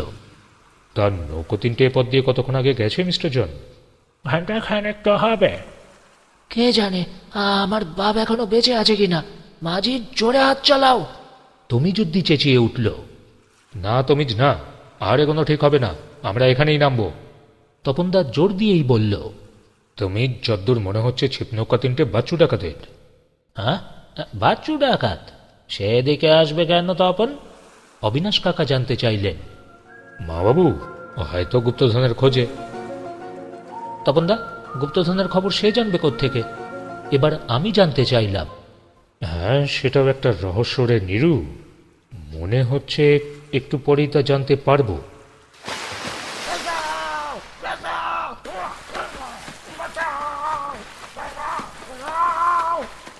তপনদার কথা শেষ হতে না হতেই বুক ফাটা চিৎকার করল শামসের। তারপরই ঝুপ করে একটা শব্দ। ব্যাপার কি? একটা কুমির আচমকা হাল ধরে ঝাঁকাতেই বেসামাল হয়ে কারাল থেকে শামসের জলে পড়ে গেছে। সঙ্গে সঙ্গেই লগি হাতে নিতাই আর আব্দুল সেদিকেই চলে গেল। ওদিক থেকে এলো জনের নৌকার মাঝি। জলে পড়ে শামসেরও প্রাণপণে হাল ধরে আছে।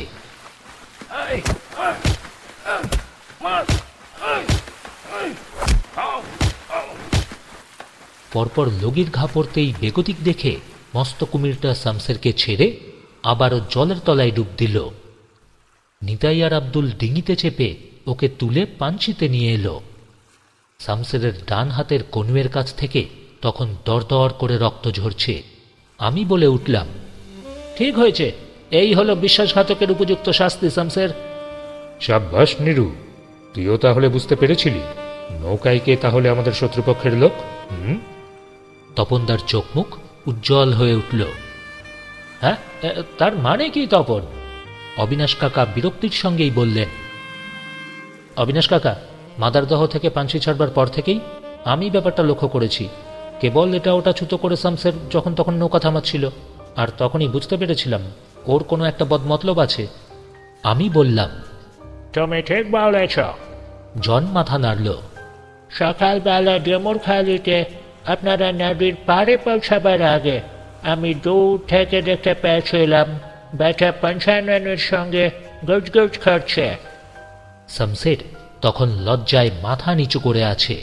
সে ধীরে ধীরেই বলল, আগে কর্তা, এবারের মতো আমায় ক্ষমা করে দিন কর্তা। এই ক্ষমা! গর্জে উঠল তমিজুদ্দি। তপনদার হাত থেকে বন্দুকটা কেড়ে নিল। বেঈমান কাকা, আমি আজ তোকে শেষ করব। আব্দুল এবার হাউমাউ করে কেঁদে তপনদার সামনে এসে বলল, বাবু মশাই, পায়ে পড়ি বাবু মশাই, তোমরা আমার বাপকে মেরো না, আল্লাহর দোহাই বাবু মশাই। অবিনাশ কাকা রাগত গলায় বললেন, আরে আরে, করো কি তামিজ, করো কি? এ সময় মাথা গরম করলে চলে? এবার আব্দুল্লার দিকে তাকিয়ে আমার মন গলে গেল। বললাম, থাক, বেঈমানির শাস্তি যখন ও হাতে নাতে পেয়েই গেছে, তখন আর মারধর করে লাভ কি? ওরা ঠিকই বলেছে, শামসেরকে এই যাত্রা ছেড়ে দাও বাউলে। তাছাড়া সামনে বিপদ। বেশি হইচই করলে বাচ্চু ডাকাত যদি টের পেয়ে যায় যে আমরা এখানে এসেছি, তাহলে কিন্তু আর রক্ষা নেই। বুঝলাম আমার মতো তপনদাও আব্দুলের ওপর সদয়। এ কদিনের ভেতরেই ছেলেটার ওপর আমাদের কেমন মায়া পড়ে গেছিল। হ্যাঁ, আব্দুলের দৌলতেই শামসের আজ মারধরের হাত থেকে রেহাই পেয়ে গেল। হাতে সময় নেই। জনের নৌকোতে চিড়ে ছিল, তাই ভিজিয়ে মধু মাখিয়ে আমরা খিদে মেটালাম। আমাদের এবারের দল বেশ ভারী হল। জন আর অবিনাশ কাকাও আমাদের সঙ্গে যোগ দিল। আমরা 5 জন ডাঙায় উঠতেই তমিজুদ্দি বলল, বাবু, শামসের ফের নেমোখারামি করবে না তো? অভয় দিল জন। না তামিজুদ্দি, সে ভয় আর নেই। ব্যাটার ডান হাতি তো জখম, হাল ধরবে কি করে? তাছাড়া আমার নৌকায় মাঝি আছে, ওকে আমি হুঁশিয়ার থাকতে বলেছি। সবার আগে তমিজুদ্দি। কি গহীন বন! বড় বড় গাছের ডালপালা আর ঘন পাতার ফাঁক দিয়ে সূর্যের আলো নিচে এসে পড়ে না। চারদিকটাই কিরকম ছায়া ছায়া। হাঁটতে গিয়ে চটচট করে শব্দ হচ্ছে। এঁটেল মাটি পা টেনে ধরতে চায়। দুধারে হরগোজা কাটা গাছের ঝোপ, আর মাঝে মাঝেই গিলেল তার ঝাড় পথ রোধ করে দাঁড়ায়। বিরাট বিরাট লতা, সেগুলো আবার ময়াল সাপের মতোই মোটা মোটা। জলকাদা ঝোপঝাড় ভেঙে এইভাবেই বেশ কিছুক্ষণ এগোনোর পর বন পাতলা হয়ে এলো ক্রমশ। শেষে আমরা ফাঁকা জায়গায় এসে পড়লাম। সামনেই সটি গাছের জঙ্গল, সেদিকে তাকিয়ে চাপা গলায় তুমি যদি বলল, বাবু মশাই দেখুন, ওই যে। তাকিয়ে দেখি সামনেই একটা লোক উপুড় হয়ে পড়ে আছে। কি ভয়ানক! পিঠে কয়েকটা গুলির দাগ, তখনও রক্ত বের হচ্ছে। জন ছুটে গিয়ে লোকটাকে চিৎ করতেই আঁতকে উঠলাম আমি। এ কি, এ যে দেখছি পঞ্চানন মণ্ডল। কাছাকাছি কোনো এক জায়গা থেকে গোঙানের শব্দ পাচ্ছিলাম। তুমি যদি এবার বাঁ দিকে এগিয়ে গেল, আমরা ওর পিছু নিলাম। একসময় দেখলাম একটা গেও গাছের সঙ্গে লতা দিয়ে বুড়ো মতো একজনকে বেঁধে রাখা হয়েছে। হে কি ভাবছেন তুমি? চেঁচিয়ে উঠল তুমি যদি। কে কে? কলি বাউল? গলার স্বর কেঁপে উঠল তপনদার। বাঁধন খুলে দিতেই চিচি করে বলল কলিমদ্দি, ডাকাইতরা পঞ্চানন আর সাগরেকদের গুলি করে মেরে আমাকে এই গাছের সঙ্গে বেঁধে রেখে গেছে। আচ্ছা কলিমদ্দি, তা তোমাকে কিছু করলো না ওরা? অবিনাশ কাকা প্রশ্ন করলেন। না না, বাউলাদের জানে মারে না ডাকাতরা। তুমি যদি তার বাবার হয়ে জবাব দিল। বাচ্চু ডাকাত কোন দিকে গেছে কলিমদ্দি? জানতে চাইল তপনদা। দূরে বনঝাউয়ের জটলা, সেদিকেই হাত তুলে কলিমদ্দি বলল, ওই ওদিক পানে। এবার আমরা নিঃশব্দে পা টিপে টিপে এগোতে লাগলাম। বুকের ভেতর কেউ হাতুড়ির ঘা মারছিল যেন। ঝাউয়ের জঙ্গল ছাড়াতেই বেশ খানিকটা ঢালু জমি। আমি ফিসফিস করে বললাম, তপনদা, বাচ্চু ডাকাতের পিছনে ছুটে আমাদের কি লাভ? আসলে যার জন্য আমরা এত দূরে এলাম, সেই ছোটকাকে যদি খুঁজে না পাওয়া যায় তো। আহ, তোর বকবকানি থামাবি দিরু? তপনদা আমাকে ধমকে চুপ করিয়ে দিল। ঢালু জমিটার পরেই জল ভর্তি এক গভীর পরিখা, আর পরিখার ওধারে মস্ত এক দুর্গ। দুর্গের সিংহ দরজার দুধারে দুটো উঁচু বুরুজ। বুরুজের দুদিকে ধসে পড়া পাঁচিলে নানা রকমের গাছলতা গজিয়ে উঠেছে। দরজাটা খোলা, লোহার মরচে ধরা দরজা। তার দুপাশে দুটো পুরনো আমলের বিরাট কামান বসানো। এই দুর্গে পৌঁছবার ব্যবস্থা বাচ্চু ডাকাতি করে রেখেছিল। কয়েকটা বাইন গাছের মোটা ডাল কেটে পরিখার ওপর ফেলে ওরা সাঁকো তৈরি করে ভেতরে ঢুকেছে। আমরাও সেই সাঁকোর ওপর দিয়ে পরিখা পেরিয়ে দুর্গদ্বারে এসে পৌঁছালাম। সিংহ দরজা দিয়ে ভেতরে ঢুকেই দেখতে পেলাম সামনে বিরাট বাঁধানো এক চত্বর। বুঝতে পারলাম একসময় এটাই ছিল সৈন্যদলের ছাউনি। বাঁদিকে একটা ভাঙাচোরা বাড়ি, তারপরই একটা উঁচু মাটির ঢিবি। ওই বাড়িটাই গোলাঘর, আর ঢিবিটা ছিল চাঁদমারি। দেখলাম বাঁদিকে একটা ছোট স্তম্ভ মতন, তাতে পাথরের ওপর খোদাই করা রোমান হরপে কতগুলো অক্ষর লেখা। ভাষাটা কিন্তু পর্তুগিজ। তপনদা পড়ে বলল, এই দুর্গটার নাম ম্যানুয়াল দাম ম্যাটোস। হ্যাঁ, নামটা ইতিহাস বইতে পড়েছি। এই ম্যাটোস ছিল চট্টগ্রাম অঞ্চলের এক বিখ্যাত হারমাদ নৌসেনাপতি। তারই সেনাবাহিনীর এক যোদ্ধা ফ্রান্সিস ডিসুজা 1621 খ্রিস্টাব্দে এই দুর্গ তৈরি করে। বাবু, আস্তে কথা বলুন। দেখছেন না চাতালের ওপর কাদা মাখা পায়ের ছাপ? একটু আগেই ডাকাতরা এদিকেই গেছে। বলল তুমি যদি। ওদিকে কোথায়? আসুন না, ভেতরে যাবার পথ আছে। কথাটা বলেই পা বাড়ালো তুমি যদি। চত্বরটা পার হতেই বিরাট এক প্রাসাদ, মস্ত এক ধ্বংসস্তূপ বলা যেতে পারে। তার মাঝখানেই গুহার মতো একটা পথ। আমরা তার ভেতরেই ঢুকে পড়লাম। ঘুর ঘুরটি অন্ধকার, শ্বাস নিতে প্রচণ্ড কষ্ট হচ্ছিল। এইভাবেই বেশ কিছুক্ষণ অন্ধের মতো চলবার পর আলোর রেখা দেখতে পেলাম, আর সেই সঙ্গেই ঘট ঘট ঘটাং ঘটাং করে বিকট একটা আওয়াজও শুনতে পাচ্ছি। আমরা গুহাপথের মুখে এসে প্রত্যেকে নিঃশব্দে দাঁড়িয়ে পড়লাম। বাইরের সবকিছুই তখন স্পষ্ট দেখা যাচ্ছে। সামনে টানা বারান্দা, বড় বড় খিলান। বারান্দার পর আবারও অনেকটা বাঁধানো জায়গা। জায়গাটুকুর চারদিক ঘিরেই বাড়ি। বুঝলাম এটাই ছিল অন্দরমহল। আমরা যেখানে দাঁড়িয়েছিলাম ঠিক তার উল্টো দিকের চত্বর ছাড়িয়ে বাড়ির এক দিকটা ধসে গেছে এখন। তার পিছনেই ভাঙা পাঁচিল, আর পাঁচিলের এক জায়গায় বড় একটা ফাটল। এবার দেখলাম বাঁধানো জায়গার ডান দিকে একটা ঘর, আর ঘরের অর্ধেকের বেশিরভাগটাই মাটির তলায় চাপা পড়ে গেছে। চত্বর থেকে কোমর অবধি উঁচু সেই ঘরের ছাদে এবার জনাচারেক সন্ডামার্কা লোককেও দেখতে পেলাম। নিজের চোখকেই যেন বিশ্বাস করতে পারছিলাম না। আর তার মাঝখানে ওই তো ছোটকা দাঁড়িয়ে। এ কি, ছোটকা ওদের সঙ্গে এখানে কেন? দেখলাম লোকগুলোর সকলের কাঁধেই বন্দুক ঝোলানো। বড় বড় শাবল দিয়ে ওরা ছাদটা ফাটাবার চেষ্টা করছে। এতক্ষণে বুঝতে পারলাম ওরা বাচ্চু ডাকাতের দল। তবে কি ছোটকাকে বাচ্চু ডাকাত ধরে নিয়ে এসেছে এখানে? ভয়ে আমার সারা শরীর ঠান্ডা হয়ে আসছিল। আমরা রুদ্ধ নিঃশ্বাসে প্রত্যেকেই দাঁড়িয়ে। অন্ধকার গুহাপথের মুখে জড়ো হয়েছি বলে ওরা দেখতে পাচ্ছে না আমাদের।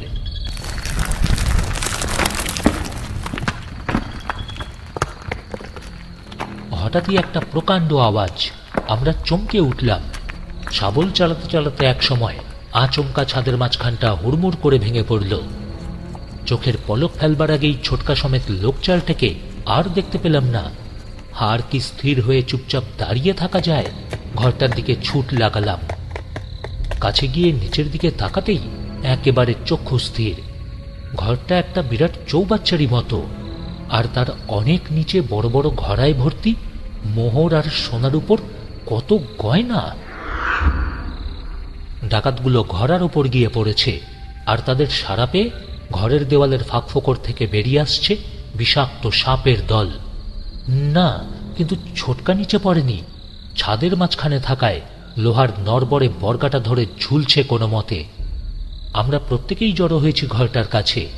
তুমি যদি বলল, বাবু জানেন, গত বছর আমরা দুই ভাই এসে এই ছাদের ফোকর দিয়েই এই গুপ্তধন দেখতে পেয়েছিলাম। এতক্ষণে ছোটকা আমাদের দেখতে পেয়েছে। আমাদের দেখেই ছোটকা ক্ষীণ কণ্ঠে বলল, বাঁচাও, বাঁচাও আমাকে। আমাদের মধ্যে কেউই ছাদে উঠতে কিন্তু সাহস করছে না। যদি বাদবাকিটুকুও ভেঙে পড়ে যায় তো? এবার জন এগিয়ে গিয়ে বর্গার একদিকে পা রাখতেই সেটা শব্দ করে কিছুটা নিচের দিকে নেমে গেল। আর একটু নামলেই ডাকাতের দল এবার ছোটকার পা ধরে ফেলবে। না না বড়বাবু, এইভাবে হবে না, দাঁড়ান। কথাটা বলেই তুমি যদি প্রাসাদের গা বেয়ে লতিয়ে ওঠা একটা বুনো লতা ধরে টানাটানি শুরু করল। এমন সময়ই আরও এক বিপদ। হঠাৎই কাছাকাছি কোনো এক জায়গা থেকে কেউ যেন বাজখাই গলাতেই বলে উঠল, আই, বন্দুক ফেলে দাও, কেউ এক চুল নড়বে না, ধরলেই গুলি করব। মুখ তুলে তাকাতেই দেখি ভাঙা পাঁচিলটার ওপর একটা লোক দাঁড়িয়ে আমাদের দিকেই বন্দুক বাগিয়ে আছে। বিরাট তার শরীর, মুখ ভর্তি দাড়িগোপ, ঢালের মতো বুক, ইয়া মোটা মোটা হাতের কবজি, যেন একটা ছোটখাটো দৈত্য। এবার বুঝলাম ওই হচ্ছে বাচ্চু ডাকাত। লোকজনের সাড়া পেয়ে হয়তো ওখানে লুকিয়েছিল। জন আর তপনদা দেখলাম সঙ্গে সঙ্গেই বন্দুক ফেলে দিল। আমরা প্রত্যেকেই স্ট্যাচুর মতো দাঁড়িয়ে গেছি। বর্গাটা আবারও সশব্দে নড়ে উঠল, নিচের দিকে নেমে গেল খানিকটা। আর কিছুটা নামলেই ছোটকাও মৃত্যুর অতল গহ্বরে পৌঁছে যাবে। এবার বাচ্চু ডাকাত হাঁটু ভেঙে সামনের দিকে ঝুঁকল। বুঝতে পারলাম লাফিয়ে এদিকে নেমে আসার জন্য তৈরি হচ্ছে ও। এমন সময়ই আরও এক অবিশ্বাস্য কাণ্ড। রাখে হরি মা রেখে। হঠাৎই ভয়ঙ্কর এক গর্জন। ভাঙা পাঁচিলটার ওধার থেকে একটা বাঘ লাফ মেরে উঠে এসে বাচ্চু ডাকাতের টুটি চেপে ধরল, আর তারপরই দুজনই একসঙ্গে অদৃশ্য। ধপাস করে একটা শব্দ, বাচ্চু ডাকাতকে নিয়ে বাঘ পাঁচিলের ওধারে গিয়ে পড়েছে। বাবলা, এই সুযোগ, চটপট শুভবাবুকে তোলবার ব্যবস্থা করো। চিৎকার করে উঠল জন। তুমি যদি প্রাণপণ শক্তিতে টান মেরে লতাটাকে নামালো, তারপরই সেটার একদিক ধরতে বলল জনকে। দুজন ঘরের দুদিকে চলে গেল। তারপর আড়াআড়িভাবে লতাটা ছাদে নামিয়ে দিল। এবার তপনদা গলার স্বর চড়িয়ে বলে উঠল, শুভ, লতাটা ধরবার চেষ্টা করো শুভ। পাঁচিলের ওধারে তখন জোর ধস্তাধস্তি চলছে। ছোটকা অনেক কষ্টে ধরে ফেলল লতাটা। জন আর তমিজ্জুদ্দি শক্ত হাতে দুদিকে ধরে রেখেছে লতাটার। বর্গাটা সশব্দে ফের খানিকটা নিচে নামল। অবশ্য তাতে ফল ভালোই হল। এবার বর্গাটায় পা রেখে লতা ধরে এগোতে লাগলো ছোটকা। বাহ, হ্যাঁ, আর একটু শুভ, আর একটু। সাবাস সাবাস শুভ, আর একটু এগিয়ে এসো। হ্যাঁ। অবিনাশ কাকাও উৎসাহ দিতে লাগলেন। অবশেষে তপনদা আর আমি ঝুঁকে ছোটকার একটা হাত ধরে ফেললাম। তারপরই টেনে হেঁচড়ে ওকে কার্নিশের দিকে নিয়ে আসতেই বর্গাশুদ্ধ গোটা ছাদটাই হুড়মুড় করে নিচের দিকে নেমে গেল।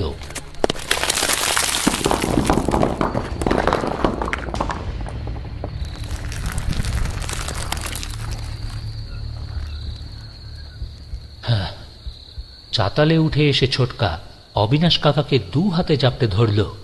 কাকাবাবু, কাকাবাবু, কাকাবাবু। সে তখন থরথর করে কাঁপছে। হঠাৎই দেখলাম তমিজুদ্দিন লতা ছেড়ে দিয়ে একটা বন্দুক তুলে নিয়ে ভাঙা পাঁচিলের দিকে ছুটল। তপনদা চিৎকার করে উঠল, তুমি আবার কোথায় চললে তমিজ? এক্ষুনি আসছে। কথাটা বলেই ফাটলের ভেতর দিয়ে তমিজুদ্দিন পাঁচিলের ওধারে চলে গেল। জন জানতে চাইল, শুভা বাবু, আপনি বাছু ডাকাতের হাটে কিভাবে গিয়ে পড়লেন? ছোটকা তখনও হাঁপাচ্ছিল। অনেক কষ্টেই বলল, নৌকো করে বঙ্গদনের দিকেই আসছিলাম, হঠাৎ মায়াদ্বীপের কাছাকাছি ওরা আমাকে ধরে ফেলল। কিন্তু তা তো অনেকদিন আগের কথা শুভ, একদিন কোথায় ছিলে? জানতে চাইল তপনদা। ওরা টাকা পয়সা হাত ঘড়ি কেড়ে নিল, ছেড়ে দিল না আমাকে। বাছু ডাকাতের সন্দেহ হলো আমি নিশ্চয়ই কোনো মতলবে নদীতে ঘুরে বেড়াচ্ছি, তাই আটকে রাখলো। তারপর আর কি, আমি কিছুতেই গোত্রধনের কথা বলবো না, ওরাও ছাড়বে না। শেষে দারুণ মারধর করায় আমি বলতে বাধ্য হলাম।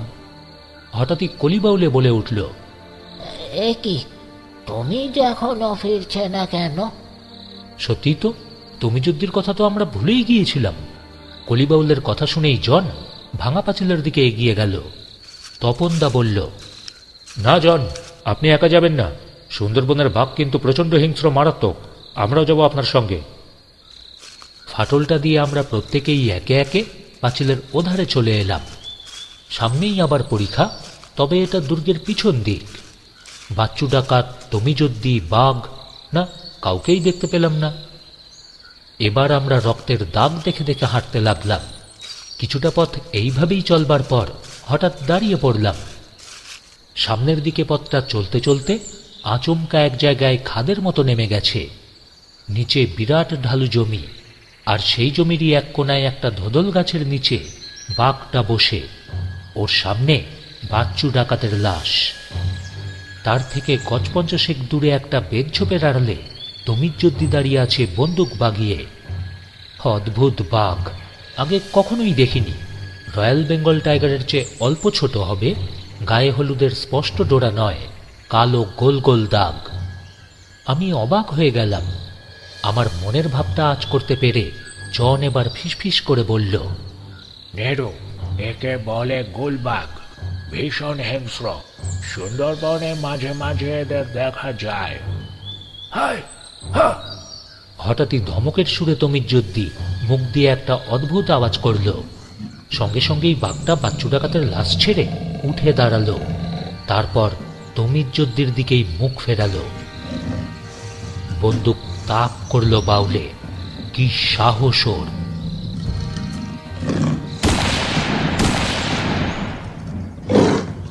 তমিজুদ্দির বন্দুক গর্জে উঠল। গুলি মোক্ষম জায়গায় লেগেছে, একেবারে মাথায়। রক্তে বাঘের দু চোখ ঝাপসা হয়ে উঠল। ঘর ঘর আওয়াজ করে তেড়ে ফুরে জানোয়ারটা বেদঝোপের দিকে ছুটতে লাগলো।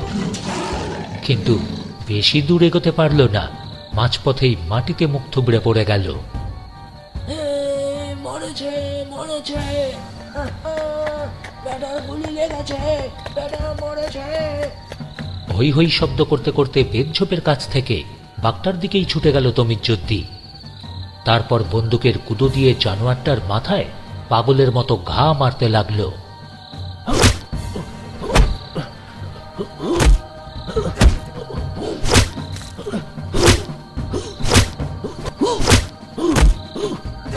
আমরা আমরাও লাফিয়ে ঢালু জমিতে নেমে পড়লাম। কুদোর ঘায়ে তখন বাঘের দফা একেবারে শেষ, মাথা ফেটে চৌচির, ঘিলু বেরিয়ে পড়েছে। কিন্তু তবুও তমিজুদ্দির রাগ কিছুতেই পড়তে চায় না। অনেক কষ্টেই শান্ত করলাম তাকে।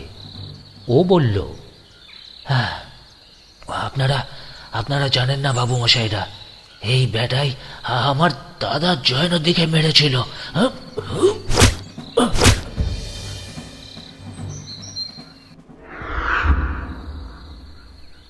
এবার আমাদের ফেরার পালা।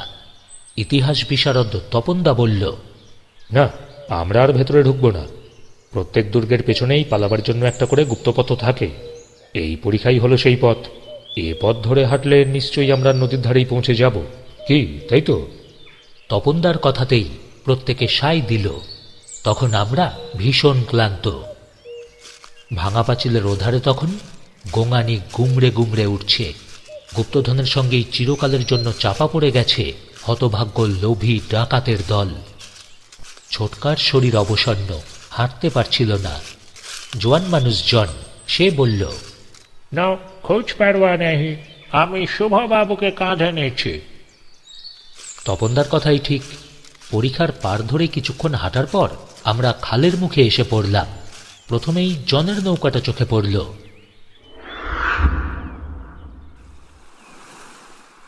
খাল থেকে পাঞ্চি এসে গোসাবা নদীতে পড়ল। ছোট্ট করে একটা নিঃশ্বাস ছাড়ল ছোটকা। হ্যাঁ, গুপ্তধনের কাছে গিয়ে খালি হাতে ফিরে আসতে হলো রে নিরু। সান্ত্বনার সুরে অবিনাশ কাকা বললেন, এই ভালো হলো শুভ, এই ভালো হলো। তুমি তো জানো শুভ, ওই ধন দৌলতের সঙ্গে কত শত মানুষের চোখের জল যে মিশে আছে। তাছাড়া দুঃখই বা করছো কেন বলো? সুন্দরবনে এসে আমাদের কি কম লাভ হয়েছে? কত অভিজ্ঞতা হলো। এত রত্ন পাওয়ার চেয়ে অনেক বেশি মূল্যবান, তাই না? ঠিকই বলেছেন, তবে লোকজন জোগাড় করে আবার একবার আসতে হবে। কিছুই তো ভালো করে আর দেখা হলো না। হ্যাঁ, তপনদার শুধু আফসোস একটাই, তাড়াহুড়ো করে আসবার জন্য বাড়ি থেকে ক্যামেরাটা সঙ্গে করে আনতে ভুলে গিয়েছিল। কত কিছুই তো দেখা হলো, অথচ কোনো সাক্ষ্যই সঙ্গে নিয়ে যেতে পারল না সে। কলকল শব্দে জোয়ার আসছে, নিতাই পাল খাটিয়ে দিল। সামনে নদী বহু দূর পর্যন্ত দেখা যাচ্ছে। মাথার ওপর বিরাট গম্বুজের মতোই সোনার চাদরে মোড়া আকাশ। স্রোতের মুখে উত্তর দিকে তরতর করে ছুটে চলেছে পাঞ্ছি। না, ওদের কথাবার্তায় কিন্তু মন নেই আমার। সেই কবে শিয়ালদা থেকে ট্রেনে চেপেছিলাম, আর তারপর কতদিন হয়ে গেল এই অভিশপ্ত সুন্দরবনের নদী জঙ্গলে ঘুরে বেরিয়েছি। আর ভালো লাগছে না আমার। দূর নদী বাঁকের দিকে তাকিয়ে আমি তখন শুধু একটা কথাই ভাবছিলাম, আবার কবে কত তাড়াতাড়ি আমি আমার প্রিয় কলকাতায় পৌঁছতে পারবো, পরিচিত পরিজনদের মুখ দেখতে পাবো।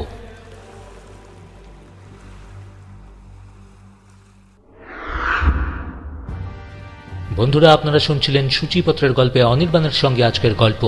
প্রলয় সেনের কলমে বাংলা সাহিত্যের এক অন্যতম অ্যাডভেঞ্চার কাহিনী সুন্দরবনের ভয়ঙ্কর অবলম্বনে সূচিপত্রের গল্পের নিবেদন সুন্দরবনের ভয়ঙ্কর গুপ্তধন।